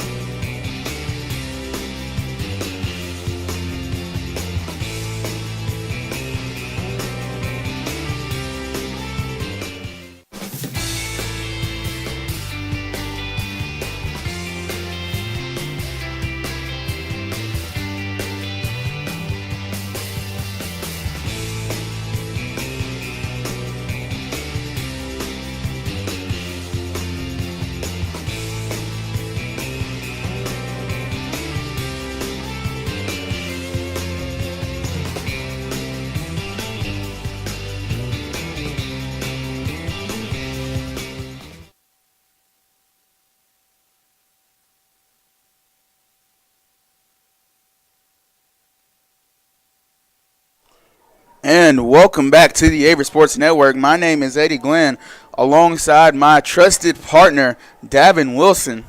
Averett will receive the second half kickoff. They go sky left is LaGrange. And that ball will be recovered by LaGrange. Miscommunication on the kick return team.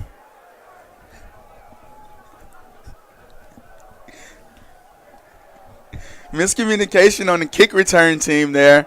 And that calls for LaGrange to get the ball in great field position.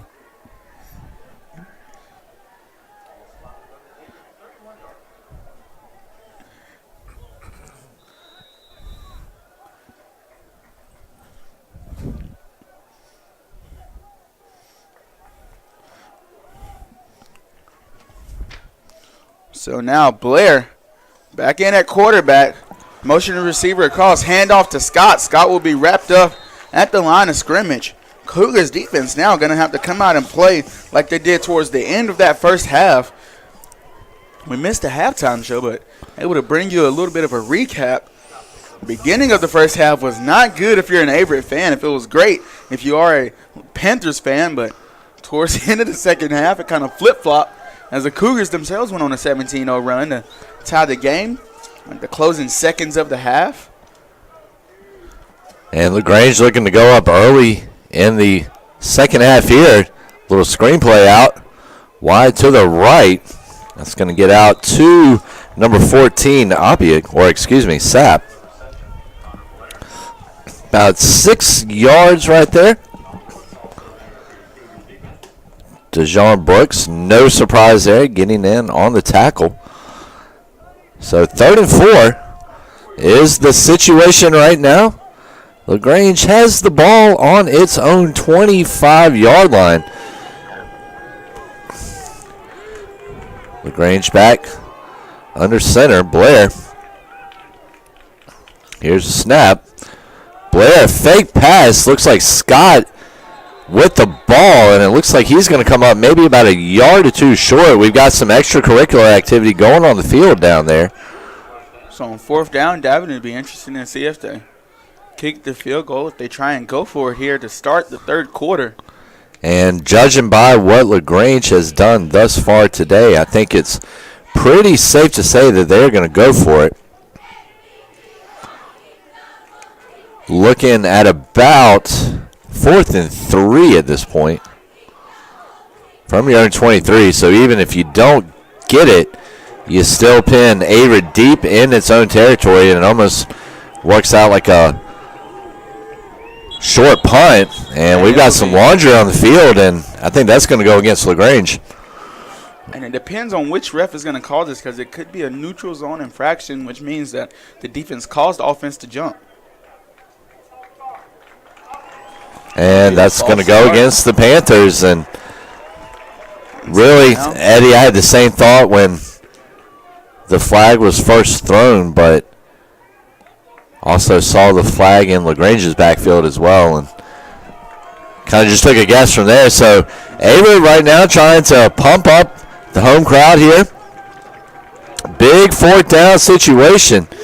As you see, number 2, Desmond Springs, there's a reason his last name is Springs, because he does not quit. 4th and 7 for the Panthers. And LaGrange will continue to go for it, even at 4th and 7. Play action pass will be completed. And I don't know if he has enough for the first. I think he does. Marcus Campbell on the catch. Marcus Campbell, a big-time receiver for the Panthers. And we haven't seen them move the chains yet. I wonder if they're going to get a quick measure to see. They're going to have to bring the chains out. On 4th down, no doubt. It's a close play from up here. It looked like Campbell got it. But, Eddie, now that they've got the ball set, it really almost looks like he may have been just a little short. Still a nice little route called there by LaGrange. And one thing that Averett has faced with the Panthers that it hasn't seen that much this season is a team that goes to the air as much as the Panthers do. And Averett's defense comes up big on a 4th down stop. And they will take over on downs, granted deep in their own territory. But I tell you one thing, after that, Averett's got to be feeling like just about anything is possible, as its defense came up with a huge stop. You see Donnie Warren over there, or you saw Donnie Warren over there, really celebrating, and Warren is such a vocal, emotional part of this Averett team. Adams and Treason Burnett will definitely miss his presence next year. Christian Miles will keep it up the middle for a nice 5-yard pickup. So we're seeing Miles' number get caught a little bit more here, as it looks like offensive coordinator Shannon Johnson may be trying to mix it up a little bit, take some of the burden off the legs of Sean Bowman, as you are getting into the heart of your USA South Conference schedule. You definitely don't want your star back having to take any more carries than needed. And speaking of Bowman, he's going to slice and dice for about 3 or 4 yards.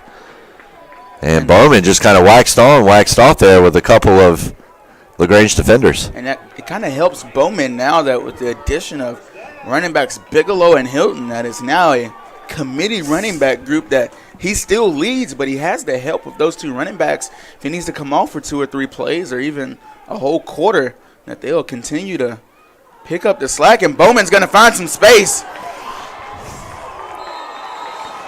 And he's out for a gain of about 16 right there, and another Averett first down. So Averett right now trying to get the keys in the ignition, trying to put their foot on the gas and really get out to some big momentum here, as Averett gave the ball to LaGrange deep in its territory. Averett's defense standing tall, though. Bowman out for about 3 or 4, it looks like. Chipping away, Eddie, chipping away. And that's the way to do it. Again, you don't need 50-yard runs every time. And, it's a nice 4-yard pickup right there. And, again, 4 yards and 3 downs is a first down. And that's it. And it's going to be second, and it should be about 7. Miles will keep it again. And for Miles, that's the good thing about the running backs that Averett has being so good, is that as a defense, especially for LaGrange, you have to key in on the running backs on read option plays. You'd much rather Christian Miles have the ball than Bowman or Hilton streaking down the field, but Miles proven he's an effective runner. He is, and quick on his feet. You can see him coming out of the pocket, which is probably why he's in the game a little bit more over Eubanks right now, as Miles is a lot more effective, a lot more mobile in the pocket, able to roll out and make throws on the run, and if he has to, he'll tuck it and use his legs to get the rest of the yardage. And Hilton, nifty moves in the hole there, nimble feet for a big guy. And there is a Panther down on the field. That is number 11, Shamar Slappy, the junior linebacker from Cochran, Georgia.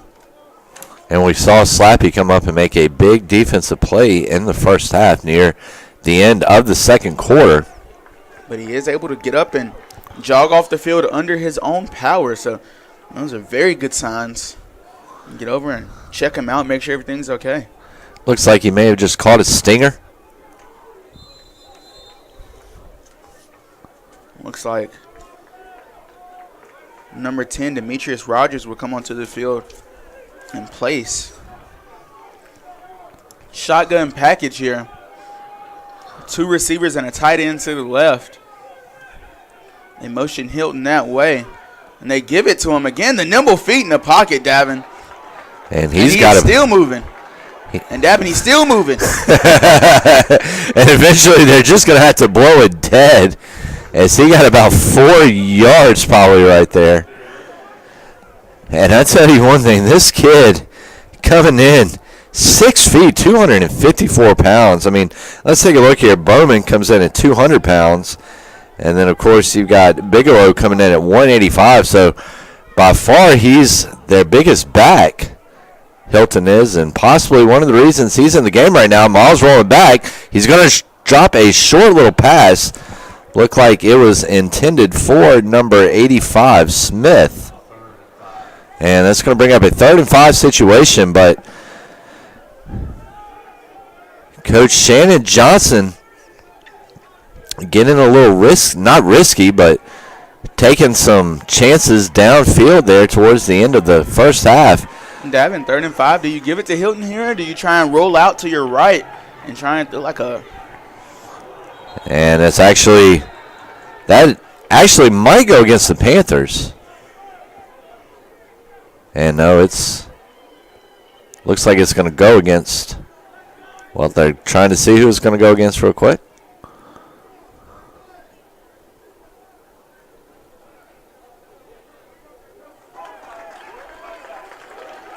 And so that's going to take away 5 yards. And Devin, that should be enough for a first down. It's going to be right at it as it was 3rd and 5. So we're looking at about 3rd and inches, I believe.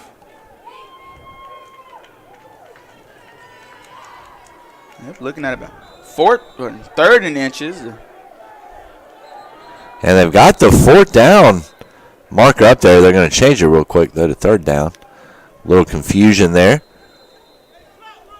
from the chain gang, the chain crew. I think you do give it to Bowman here. Bowman marched back onto the field. I think you give it to Bowman, even though that the Panthers are showing blitz, and they do blitz. And Bowman breaks it free right into the teeth of the blitz, finding a gap and getting in it and spurting his way for about a 12-yard gain. And, Eddie, there was a big hip-hop song back when I was in high school. It was called Bone Crusher. It was by Bone Crusher called Never Scared, and that is definitely Bowman, as you said, Eddie, went right into the teeth of that Panthers blitz. Motion across the field. Miles will snap the ball, and there's a flag on the play. And Davin, speaking on that Never Scared song, back when I played Little League football, we used to march to the field singing that song. And it's a good one to get you pumped up, Eddie. It really is. And definitely is. So 5-yard penalty against the Cougars. Look like a false start on Averett, and they will lose 5 on that play. We'll move them back to the 29-yard line. Look for a first down run right here. And actually a play-action pass over top to Jeremiah Smith. Finding the seam is Christian Miles. Getting open at Smith, and a great haul in by Smith. In the teeth of 2 defenders. Able to come down with it inside the 5. And Smith showing his ups right there. Getting him a job with UPS as he went up and picked that ball out of the air. Now the Cougars have options. 1st and goal on the 3. Miles steps back into the shotgun form. And a high snap. Miles gets on it, luckily. That's going to result in a loss of about 13, and Averett has got to stop shooting itself in the foot with these mental mistakes. Bad snaps, not holding on to the ball in the proper way, and it results in turnovers or loss of yards like we just saw right there. So Averett did have the ball at its 3 on its last set. Now it's all the way back to about the 20. Bowman. And Bowman taking it into the end zone is Bowman. As he goes air Bowman over another defender there. He goes sky high into the end zone, and the Cougars taking their first lead of the game. Yeah, 23-17, and Bowman right there just put his head down, and you got to think he was whistling "Every Day I'm Hustling" as he was on his way to the end zone. And it's now a 23-17 Averett lead. And, Eddie, as you mentioned, it is the first Averett lead of the game.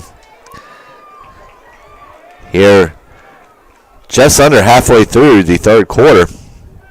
Westbury's PAT like butter through the uprights, and it's now 24-17. And after a disastrous start to the half for the Cougars, immediately giving the ball back to the Panthers. They didn't even get a hand on it. They just gave it right back to them, and able to come out and get a defensive stand. And Bowman and Miles and Smith able to connect as a trio and get all the way down the field and put it into the end zone, and now the Cougars lead by 7. And if Shannon Johnson can get Miles comfortable back there in the pocket, comfortable with throwing the ball, comfortable with the routes, Eddie, this Averett team is going to be extremely hard to stop offensively the rest of the way through this season. It's going to be extremely hard to stop because you have to stop Bowman, Bigelow, and Hilton, and then you have to worry about play action. Then you have to worry about his Miles running. And, oh, my goodness, there's a whole nother offense now. And you've got Bennett you've got to worry about. You've got Jeremiah Smith. You got B.J. Robbins you got to worry about. You know, you've got 3 standout receivers that you have to worry about if you're an opposing defense. And so the Cougars right now rocking back and forth on the line. They are feeling it, like my favorite Blink-182 song. There's the kick. Westbury skies the ball.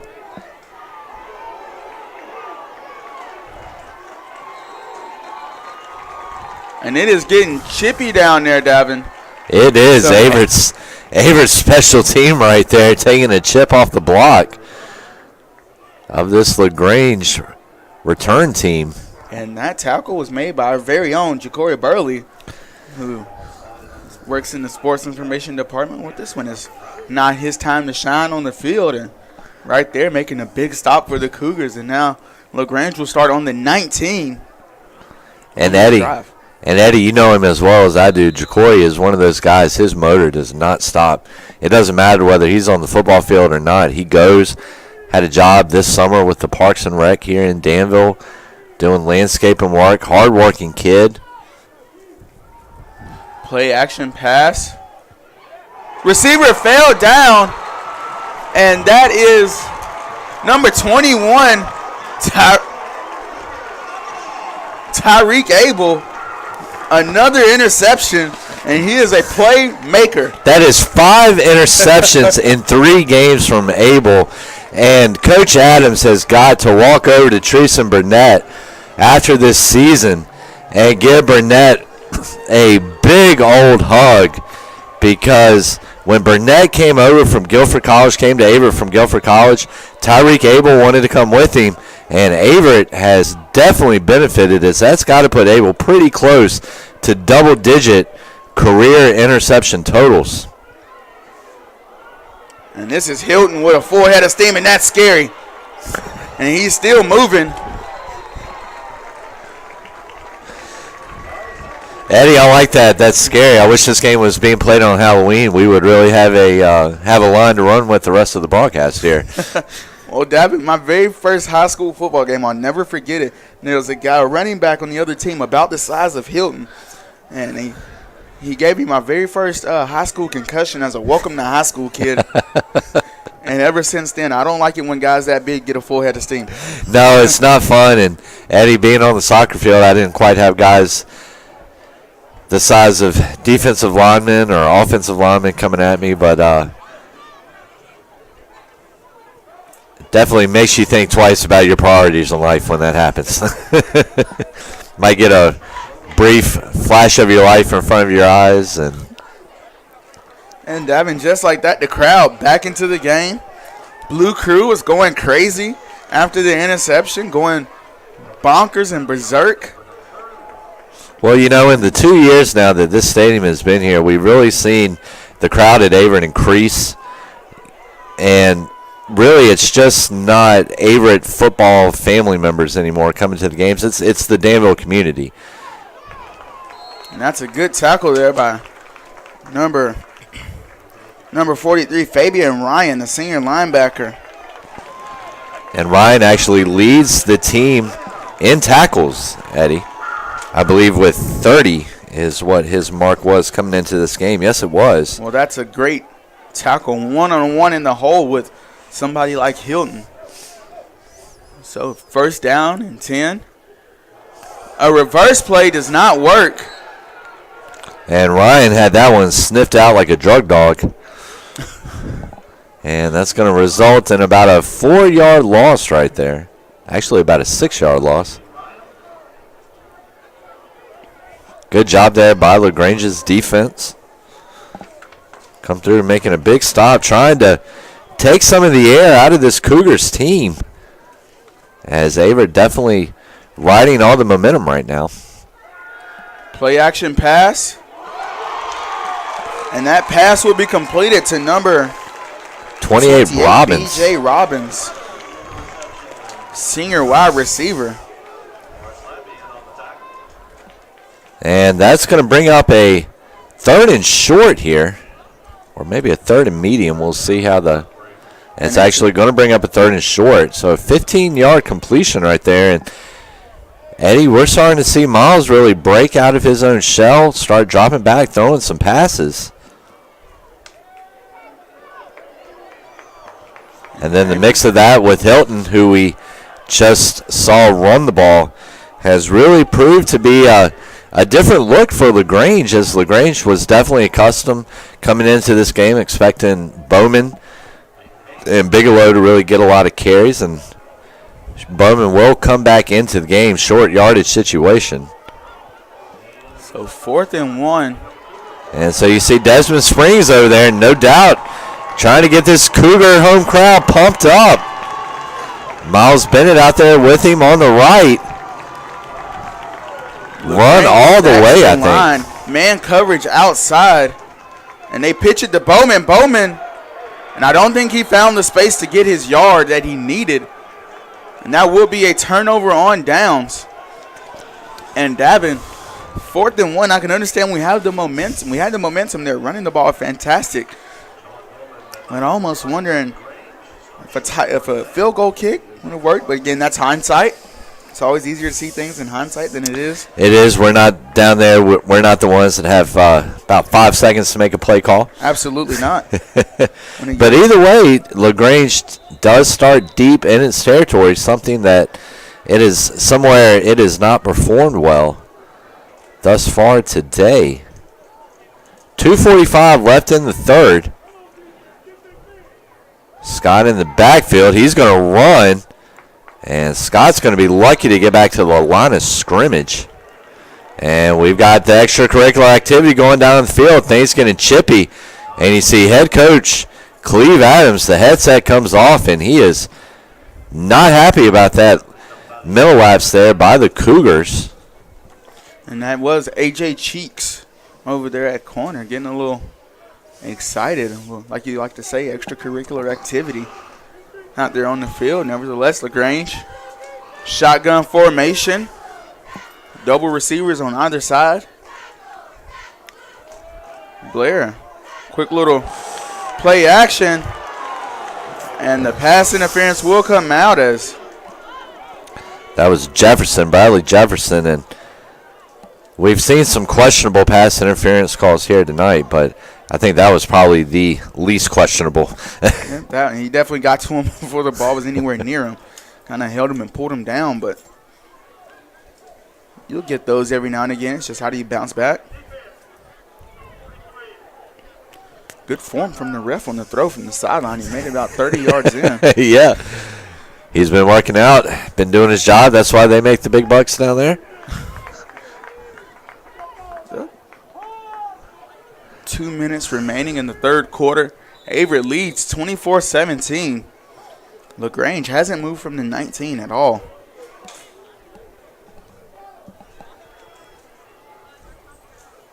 There's a snap. And back to throw. But there's going to be a sack lunch on the play. As I believe that was number 50.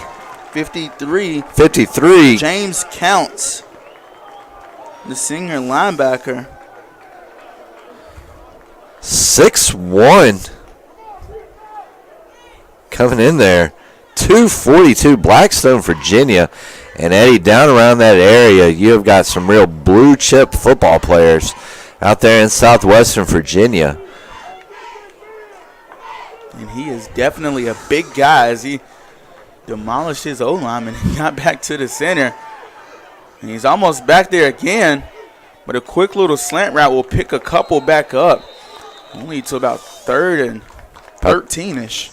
I was going to say about 4 yards on that completion right there. Averett's defense looking to remain strong. keep doing what it's got to do to win this ball game. As we are getting late in it. 3rd and 12, crowd getting pumped up again, asking for a defensive stand.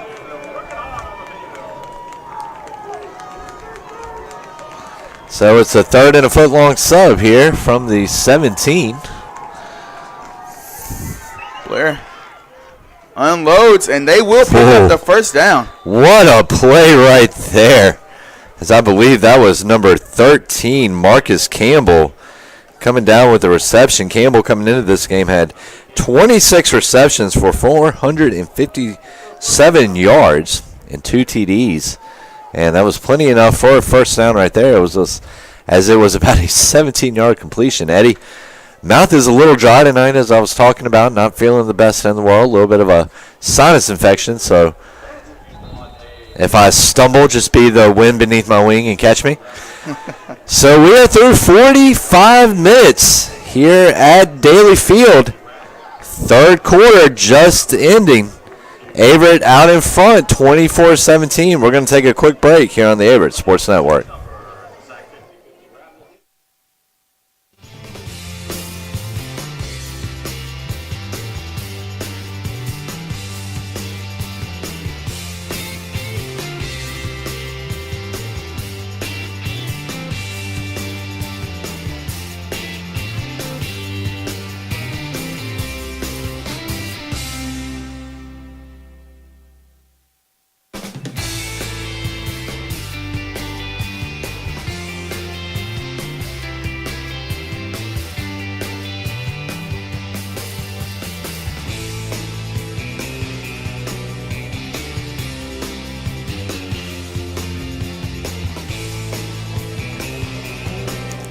And ladies and gentlemen, welcome back to Daly Field. The final 15, the final countdown coming up.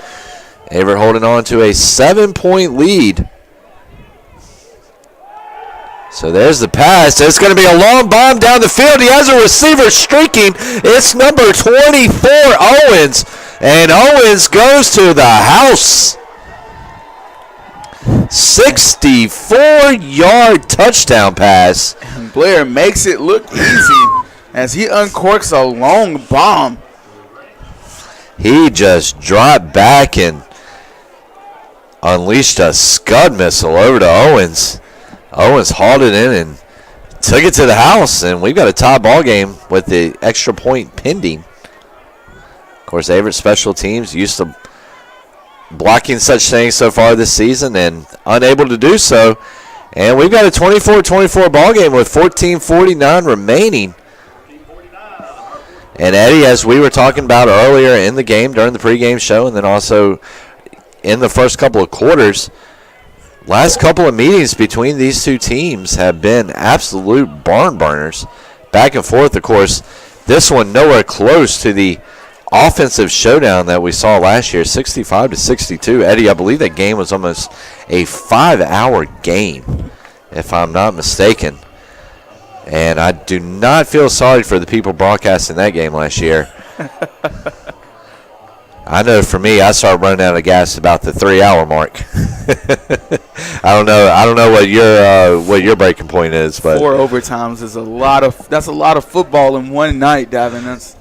It is. 2 whole football games. It is, and it's a good thing for the announcer in that situation. You remain neutral, because if not, you are going to have a heart attack. So Norcott back to receive for the Cougars. Starting to get a little chilly out here as we're feeling the breeze come through the window in the press box. 24-24 is your score. And here we go.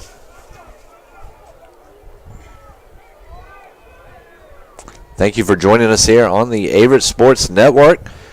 A lot of other places you could have been, but you are here, and we thank you for that. And there's a kick, and so space is opened up. Bigelow refuses to go down. So Bigelow coming down with a big return there. Averett will start at the 35. Start at its own 35. Deuce Bigelow, or excuse me, Delquan Bigelow. Averett up. 1st and 10 on the 36. 14:40 left in the fourth quarter. They hand it to Bowman up the middle. He gets about 2 or 3 yards.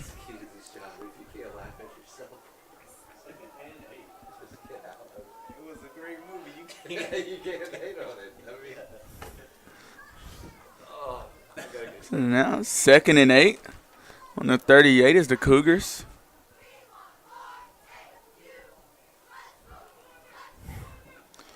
Motion.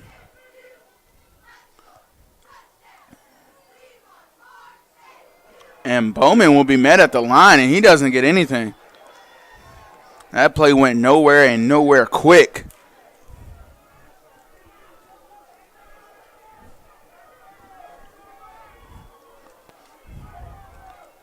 So that will bring up a 3rd and 9 situation. Miles is going to have to throw this ball.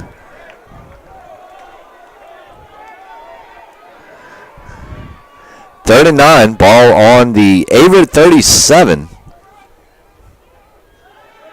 Miles facing a torrid blitz. He's going to throw down. He's got Bennett streaking. Bennett pulls it in, tiptoe on the sideline, and they're going to rule him out of bounds. And if this call stands, that is absolutely the worst call I have seen here in 4 years at Averett. He was clearly in bounds. We can tell that from up here in the press box that he clearly in bounds. What in the world did he see down there? And, well, the fans are showing their appreciation to the refs after that call. But nevertheless, it is Cougar ball here in very good field position. Miles pitches it out to Bowman, and Bowman puts his defender on the ground with a nice juke move, and now the Averett are inside the 10. You know, Eddie, I believe Bowman is a business administration major. I believe that is what it is. But if there's anything that we've seen here on the football field, if that career does not work out for him, he could choreograph dance videos with those moves he has. Miles in shotgun formation. Hands it to Bowman up the middle. Bowman will get all of about 2 yards. And Eddie, I do not see where Bennett was out of bounds on that streak down the sideline. You know, it's tough calls on the tiptoe catches, the tiptoes down the sideline. It's tough because it's not the NFL, and we don't have the cool replays. Yeah, you know, so the refs don't get to go back and check their mistakes, but it's always difficult calls there. 1st and 6 on the 6. And Bigelow maybe about a yard there. And actually that was Miles, excuse me, Christian Miles on the keeper.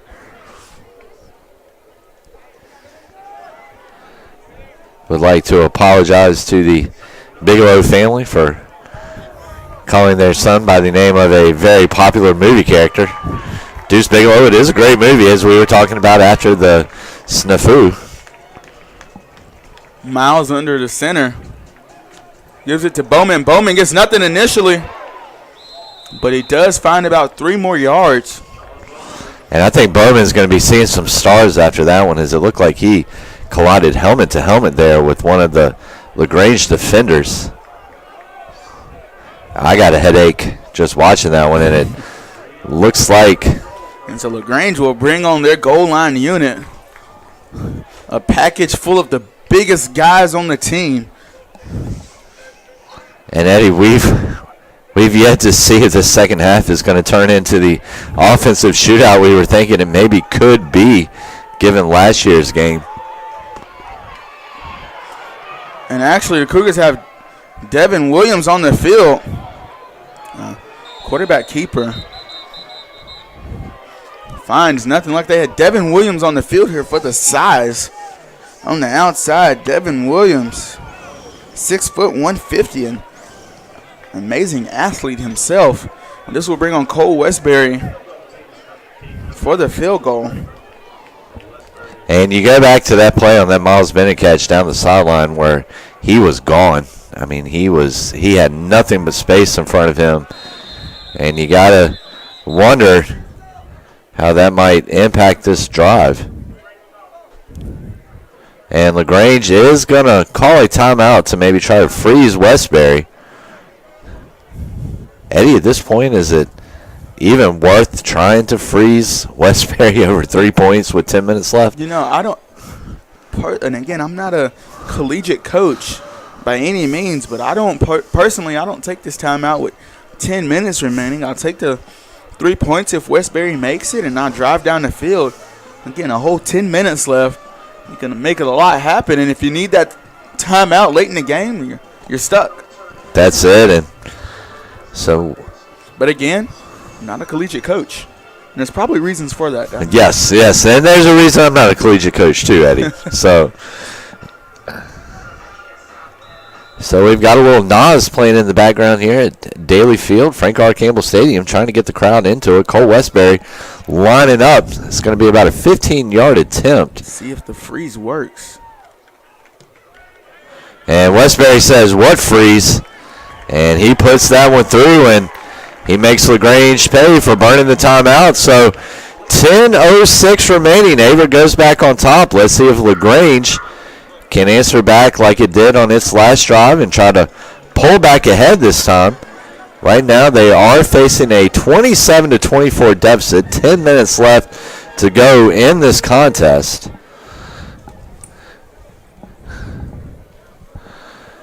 So Averett looking to go to 3-0 in the USA South if they can come through with the win here tonight, with the dub.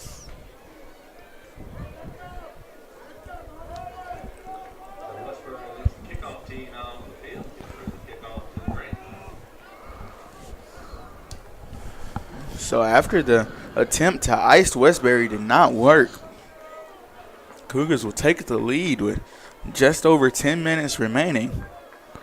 And now Westbury will kick the ball off.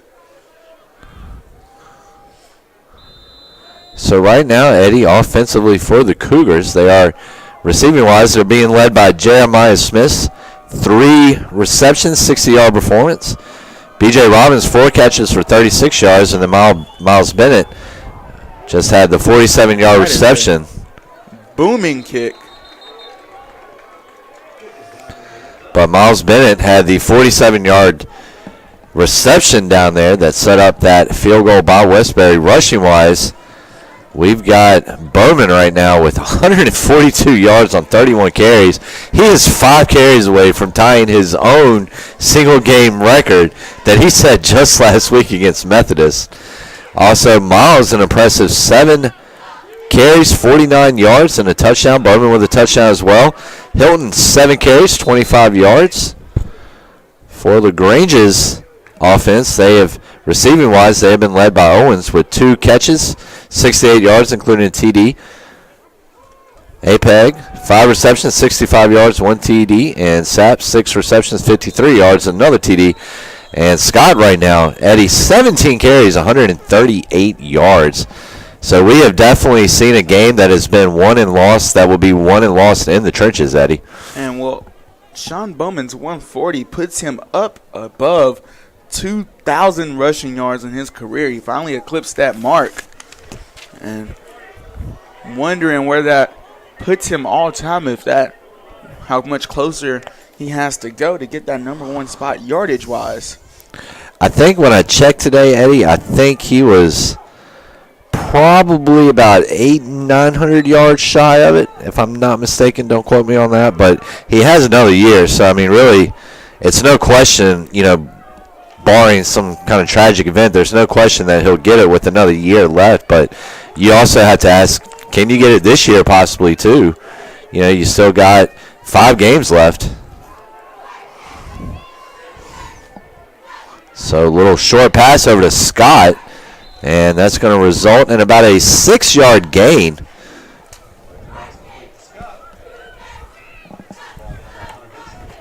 They had number 14, Sapp, pretty much all alone on the right side.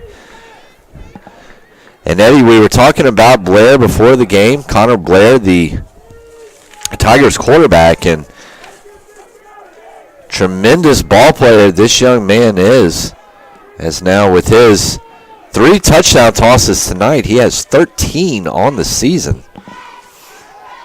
Little short pass, and that is over to number 13, Campbell. And Campbell's going to have the first down by about a head. By about an eyelash. But a first down is first down, no matter by how much. And the clock will stop as the officials will reset the chains.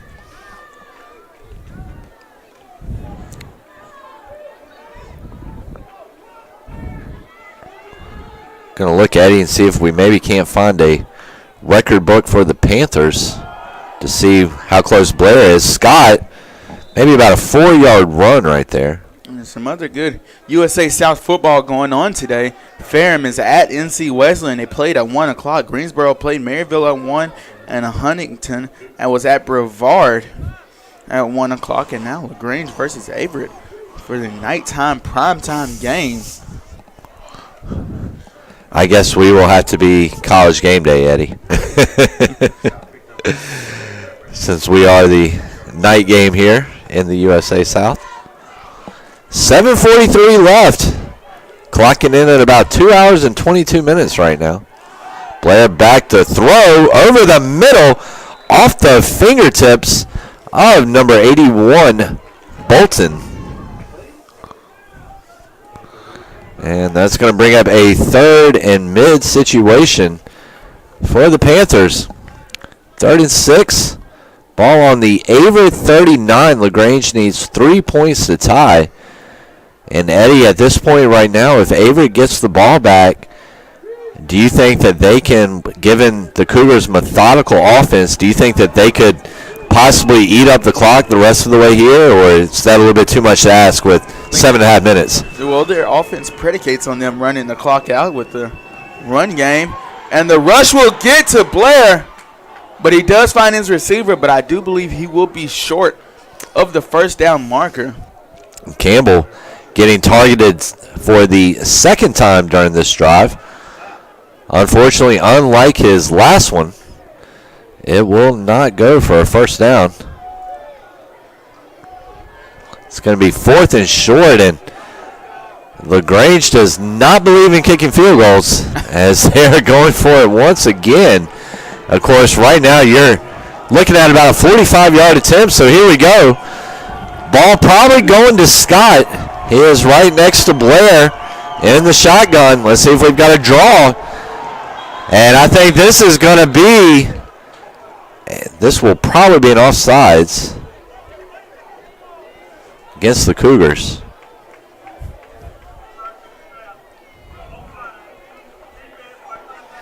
It will be, and that's an automatic first down for the Panthers and 5 yards. And those are mental mistakes that you cannot be making at this point in the game with a 3-point lead. As that's going to get the Panthers down to the 29-yard line. With 6:40 remaining in this contest, Averett looking to put together a 3-game win streak after losing the first 2 of the season. Blair back to pass. He's got a receiver all alone. Throw is going to be incomplete, out of bounds. And the crowd wanted a holding or a block in the back on the O-lineman trying to block Don Warren. As I've noticed the past 2 plays, Don Warren's been able to get to the backfield, but he's been held up by the O-lineman. I don't know if the ref is seeing something different down there. We are a long ways away from the field.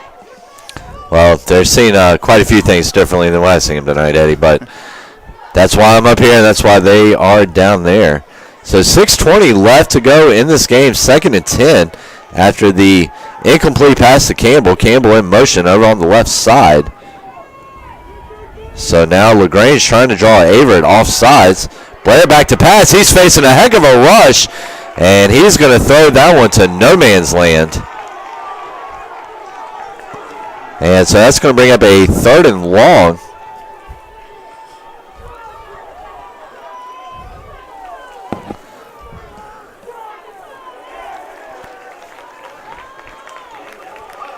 So I'm wondering, it looked like that might have been intentional grounding. And it is going to be. You have to get out of the pocket. You have to get out of the tackle box, and you have to, if you are in the tackle box, you have to throw it towards a receiver. It's like within like a 3 or 4 yard radius of that receiver, but he did not, and he didn't get it all the way out of bounds, so this will be a 15-yard penalty. And that's not what LaGrange needed at all, as that's going to move them back to the 44-yard line. So now you really don't have a chance at a field goal unless you can pick up a couple of first downs. And we have not seen LaGrange's field goal unit yet in today's game. We actually have one time, excuse me. Took me looking up there at the score, Eddie, and seeing 24 to realize that, 3 touchdowns and a field goal. So we're not perfect, are we, Eddie? We try to be, though. In the words of former assistant sports information director here at Averett, Carmen Robertson, precision.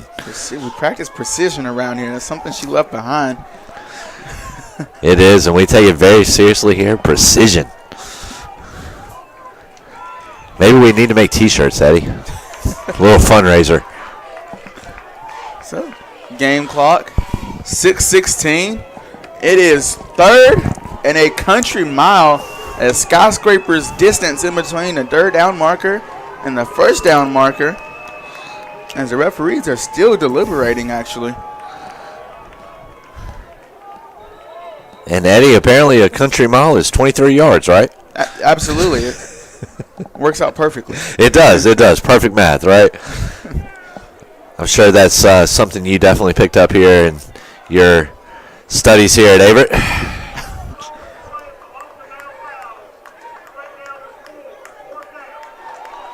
So it is actually going to be 4th and a country mile.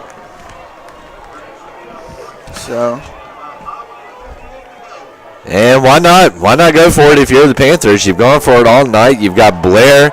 You've got Campbell. You've got 3 or 4 receivers out there that are terrific receivers. And so LaGrange is going to burn another timeout. They are down to 1. And Davin, you've got to think the crowd was way too loud for them to even hear the play call or any audibles from Blair.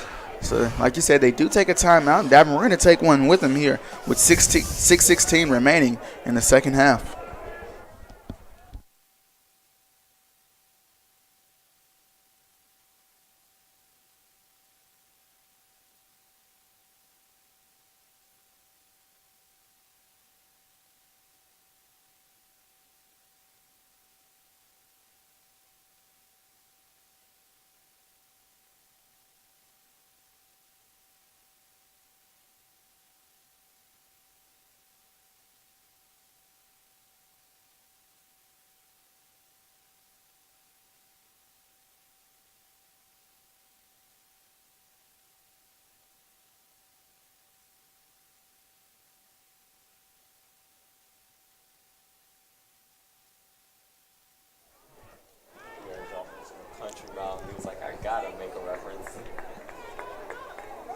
And so we are back.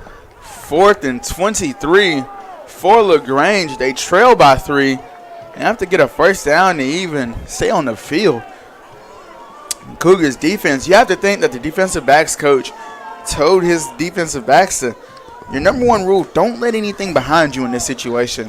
We'll keep everything in front of us, tackle everything in front of us. That way we get on the ball on offense. Don't let anything behind us and nothing risky.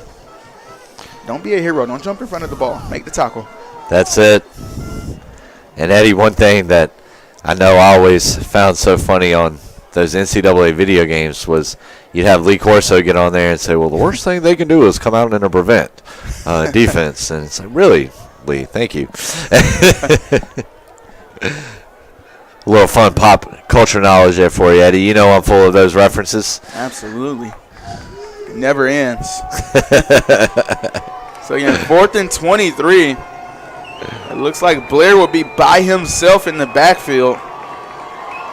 Looks like they're in that quick punt formation. And I don't see why they would do that. And they do. And it will pin Averett deep inside the 20. So they punt the ball down by 3. Why not let your defense do the work? Your defense has done pretty well tonight. They've given up some big plays here and there, especially that 47-yard bomb to Miles Bennett that set up the Westbury field goal there towards, or there on the Cougars' last offensive drive. But Averett now needing 91 yards if they're going to put 7 on the board and hope to put this game away. Even at this point, a field goal does not, it gets the lead out to 6, but it does not guarantee anything. Bowman again hit at the line of scrimmage. So, Eddie, do you maybe run 2 quick running plays, pick up maybe a yard to 3 yards on each play, and then maybe try to drop back and unleash a play action and see if you can get Bennett or Smith? And, Davin, that's exactly what you do. Try and open up some space between you and having your back on the end zone so your quarterback can have some room to scramble. 2nd and 8 situation. Ball on the Averett 11. 5.5 remaining here in this contest. Miles with the fake and the keeper. And he's got about a yard or 2 there. Looks like somebody lost their towel down on the field. Looked like maybe about 4 yards on the carry. Or no, excuse me. Well, we're still waiting for them to spot the ball here.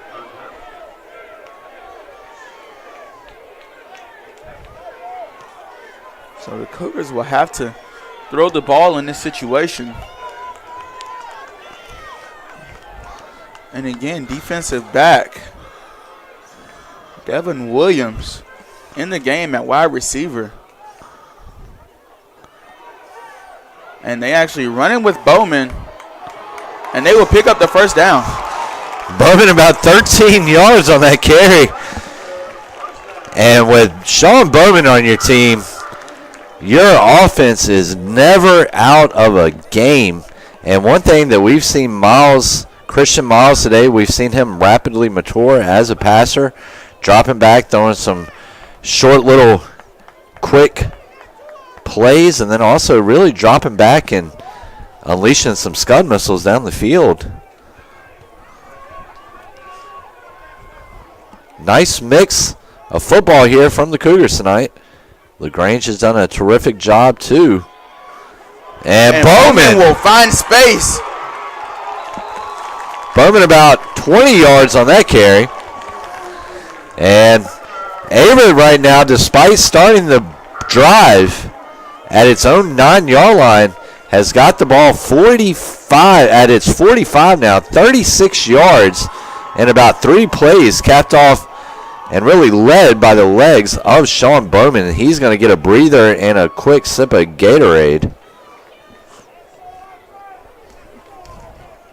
And what you're telling your offense here is, guys, we are in no rush at all. We're playing with the lead.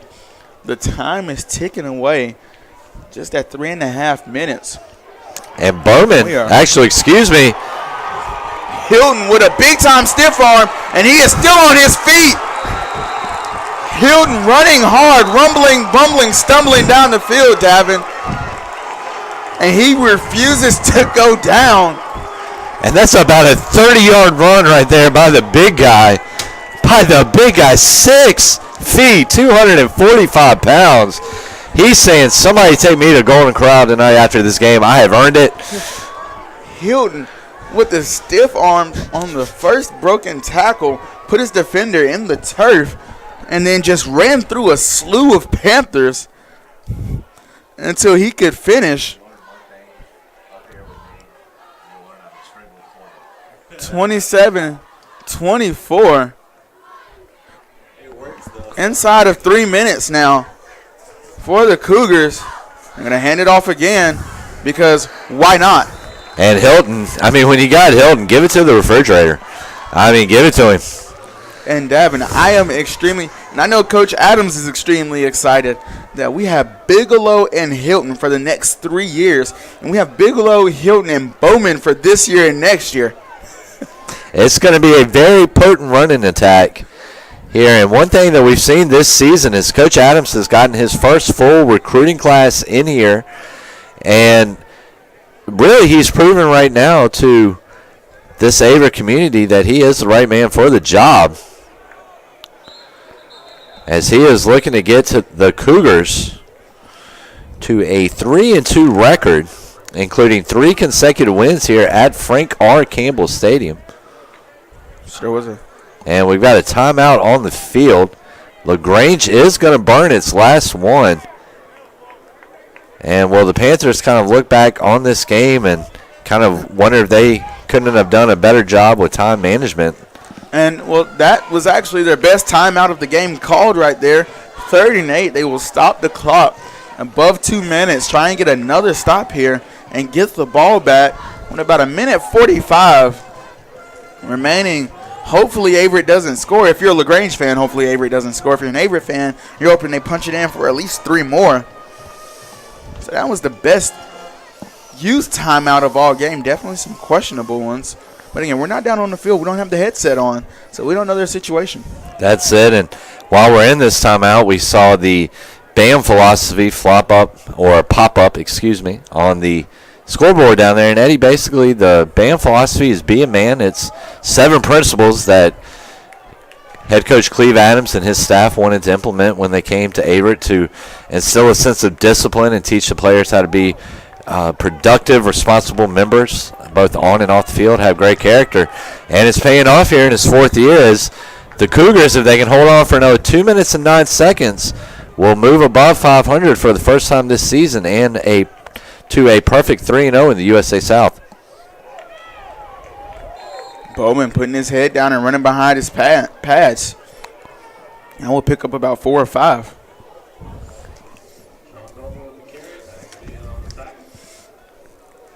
And, you know, one thing with Hilton, Eddie, he almost, at that size, he almost serves as a fullback. You would almost think, too, that you could put him into the game as a tight end, have him maybe try to block and then come off some of those blocks. To me, he would be a very well-utilized young man in a lot of different positions on the field. And right here with this situation, 1.5 minutes left. The Cougars actually going to take the delay of game penalty. And actually going to call timeout with 1 left.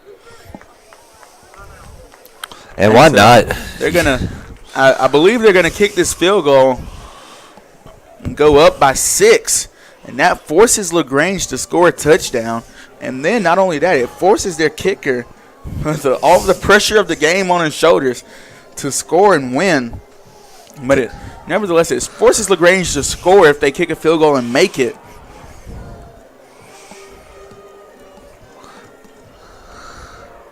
And we're going to take a look here once again at the stats. We're down to 1:23 right now. Owens still leading the way for LaGrange with 68 yards on 2 catches.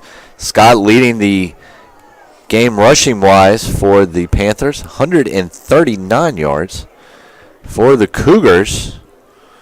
And my computer has just been kicked off the internet. So we will have a postponement on the stats.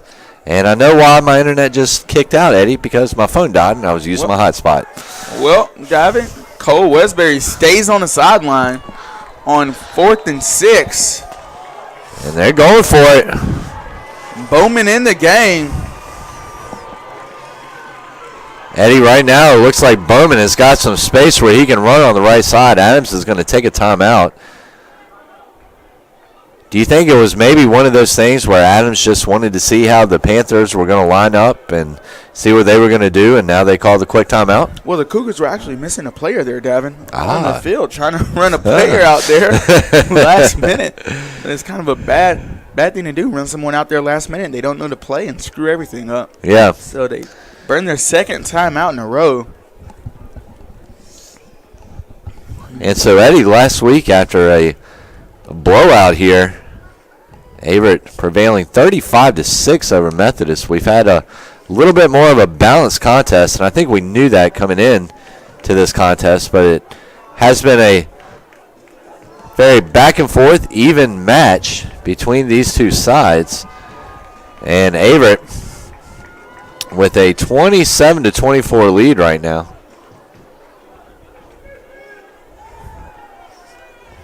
And Eddie, I look down here and I see those cheerleaders performing those stunts, and I get scared every time I see one of them get thrown up in the air. 4th and 6 again. Play action pass. They're going over top to Bennett. Oh,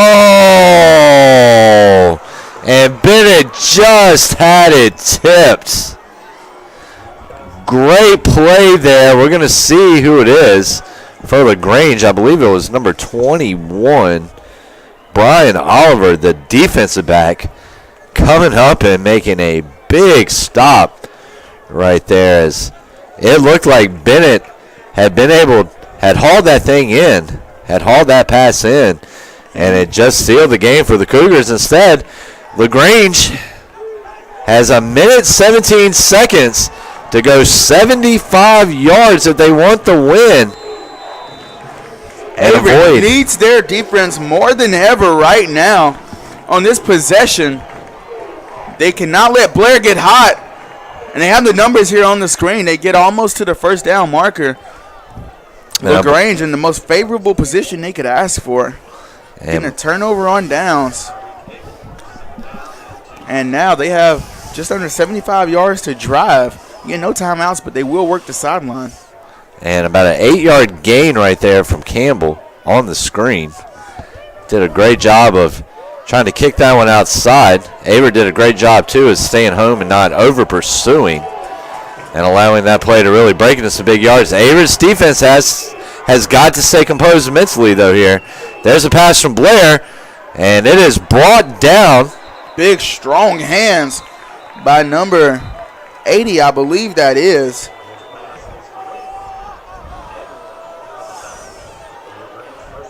That was Kendrick Johnson, 6'4" wide receiver. LaGrange back on the ball, and they spike it.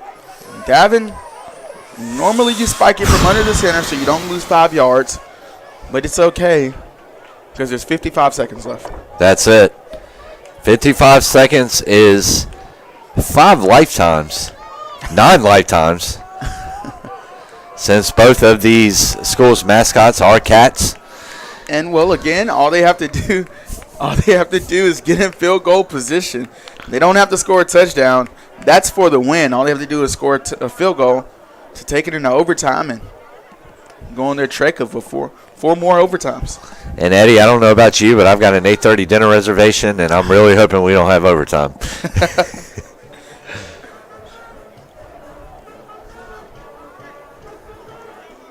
So, predictable back-and-forth contest between these two teams. As we were talking about, 2 points had been the deciding factor in the last 2 games. And you've got to think that these two teams know each other. The past 2 games, they're going on there looking at 4, 8, 9, 10, 11, their 12th straight quarter of football in 2 games and a possible 13th. That's it, and we are hoping that does not happen here. Cougars come out on defense. Trips right. Shotgun. And that's going to be Devin Norcott. Kevin Norcott. Do they rule Kevin Norcott. I think they're giving him an interception. No, they say it's actually an incomplete pass, Davin. And another questionable call right there from this officiating staff. I would have said that too if LaGrange had thrown that ball, because pretty evident up here, Norcott did not trap that with the ground, but still a big defensive play. 49.9 left on the clock. It is 3rd and 10. The Cougars need a stop here. 49.8. Blair will throw the screen. And it does not work. So it will be about 4th and 7. The clock is running. LaGrange trying to get on the ball. And the Cougars have to stay locked in on defense right now, because they could find something over top, and that would be absolutely disastrous. And LaGrange, too, cannot spike the ball on 4th down. Here's Blair hustling. Blair rolling out to the left. He's got some space, and he is going to get tattooed. Blair might actually have the first down, Davin. And he looks like he is right there at it. It actually looks like he might have skipped past it. I think on this you have to bring out the chains, Eddie. And they will call an official timeout. What a game we have seen here. Hats off to both of these teams. They have played tremendously. And this is it, Davin. First down, LaGrange. So that's going to keep things moving. Now, LaGrange has to get on the ball again because as soon as the chains reset, the clock will start running. They only have 20 seconds left. It is first down. And in the words of Danny Glover, I'm getting too old for this. And they spike the ball. And it looks like, did we have a flag prior to the snap? I don't see any laundry out on the field. Panthers 47 yards away from a victory. Averett's defense 47 yards away from a victory too. 47 yards away from a victory, 20 away from a tie. Blair drops back. He finds his receiver going out of bounds. And no surprise there, that is Apog.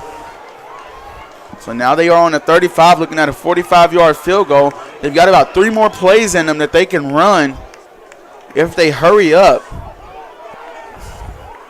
Averett's defense needs to reach down and find that extra petro right now to get it through the rest of this game.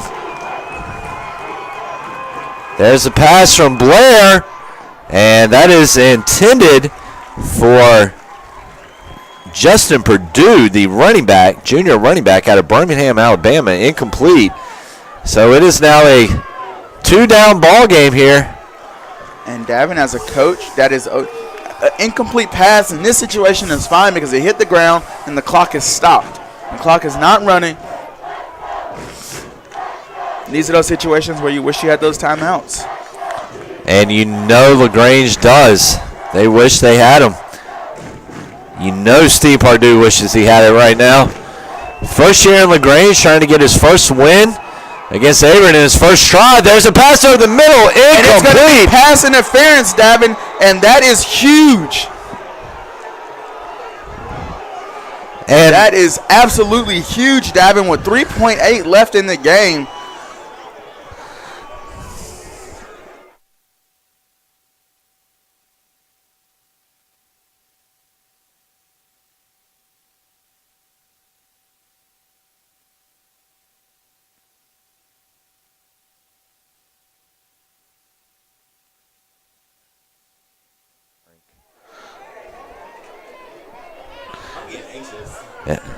And we are back here. We've got a pass interference that did not look like it was a catchable ball at all. Looked like it was about 2 miles away from Kendrick Johnson, but somehow or another the referees see pass interference. And onto the field comes the field goal unit of LaGrange. No timeouts to ice the kicker. Nothing but nerves here for the kicker of the Panthers. Zachary Cudall. Back, here's the snap. The kick is no good.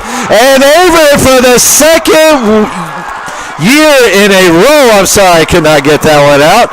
They will grab a walk-off victory against LaGrange. And despite the officials' best attempts to pretty much hand the Panthers that game with a bogus defensive pass interference call at the end. So, ladies and gentlemen, we're going to take a quick break, but when we come back, we will have the post-game show here brought to you by Woodall, who reminds you, Robert said sell him here on the Averett Sports Network.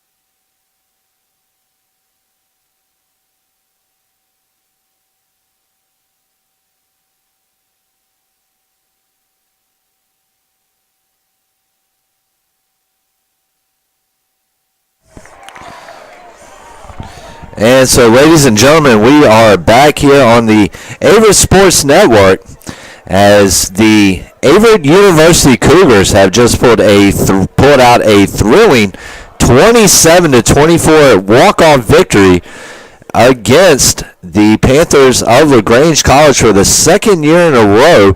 This game was decided by special teams, and it was decided by the leg of Cole Westbury, who picked up 2 field goals on the afternoon on the game. And just a great performance here from the Cougars. They moved to 3-0 in the USA South Conference with that win. And you see this hyped up Averett team right now singing the alma mater. It has become a new tradition after each win over here, after each home or away victory, that the alma mater be sung. And ladies and gentlemen, we had an absolute thriller here in Danville. 27-24. Our hearts go out to the LaGrange Panthers, who absolutely heartbreaking game. But of course, as Averett University fans, we are thrilled about this victory as we now move to 3-0 in the USA South Conference. Thank you for joining us here on the Robert Woodall Postgame Show. I'm Davin Wilson, joined here by Eddie Glenn Jr., and it was an absolute pleasure bringing you this game tonight. Eddie, why don't you go ahead and point out some of the keys in this ballgame? I think one of the big keys in this ball game is the running back by committee group of Bowman, Bigelow, and Hilton. Hilton breaking off some very big runs, and for a big man, really nifty in the pocket. Bigelow also a couple of good runs in Bowman. I mean, Bowman does what Bowman does. Went air Bowman for a touchdown, went up over 2,000 yards on his career this year. I mean, he was absolutely great again for this Averett offense. He was, and you were talking about that combination between Bowman, Hilton, and Miles. They had over, let's see here, 284 yards of total offense for this Averett offense. and for the receiving wise, it was Jeremiah Smith leading the way. He had 3 receptions, 60 yards, and then you had Miles Bennett had the one big catch there for 47 yards. That set up the eventual game winner. And then, of course, you had B.J. Robbins, 4 receptions, 36 yards, but Christian Miles turned in a pretty solid game, a 50% completion game, 8 for 16, 143 yards. Also, Averett forcing 4 fumbles, I believe 7 turnovers, if I'm not wrong, the whole entire game here. And again, you mentioned it earlier, this might have been the emergence of Christian Miles as an Averett quarterback. Came into the game with, I believe, a combined through all 4 games, 186 passing yards, and today 100 plus passing yards and almost 60 rushing yards. So Christian Miles really jumping onto the scene now, getting comfortable with his teammates and getting that chemistry that he needs. And Eddie, one of the things that this was the difference in last week's game against Methodist, or one of the differences, and it was the big difference here today. Averett 263 yards on the ground. So that is definitely a big night for this offensive, for this Averett running game. Over 600 yards the last 2 games. And so they will look to keep that moving forward. So, ladies and gentlemen, that's going to do it here for the Robert Woodall postgame show. Once again, Averett moving to 3-0 in the USAC, 3-2 overall. LaGrange falls to 2-3, 1-1 in the USAC. And so, ladies and gentlemen, thanks once again for joining us, and make sure to check out AverettCougars.com for everything that is Averett Athletics. For Davin Wilson and I'm Davin Wilson, and for Eddie Glenn, we'd like to say good night here on the Averett Sports Network.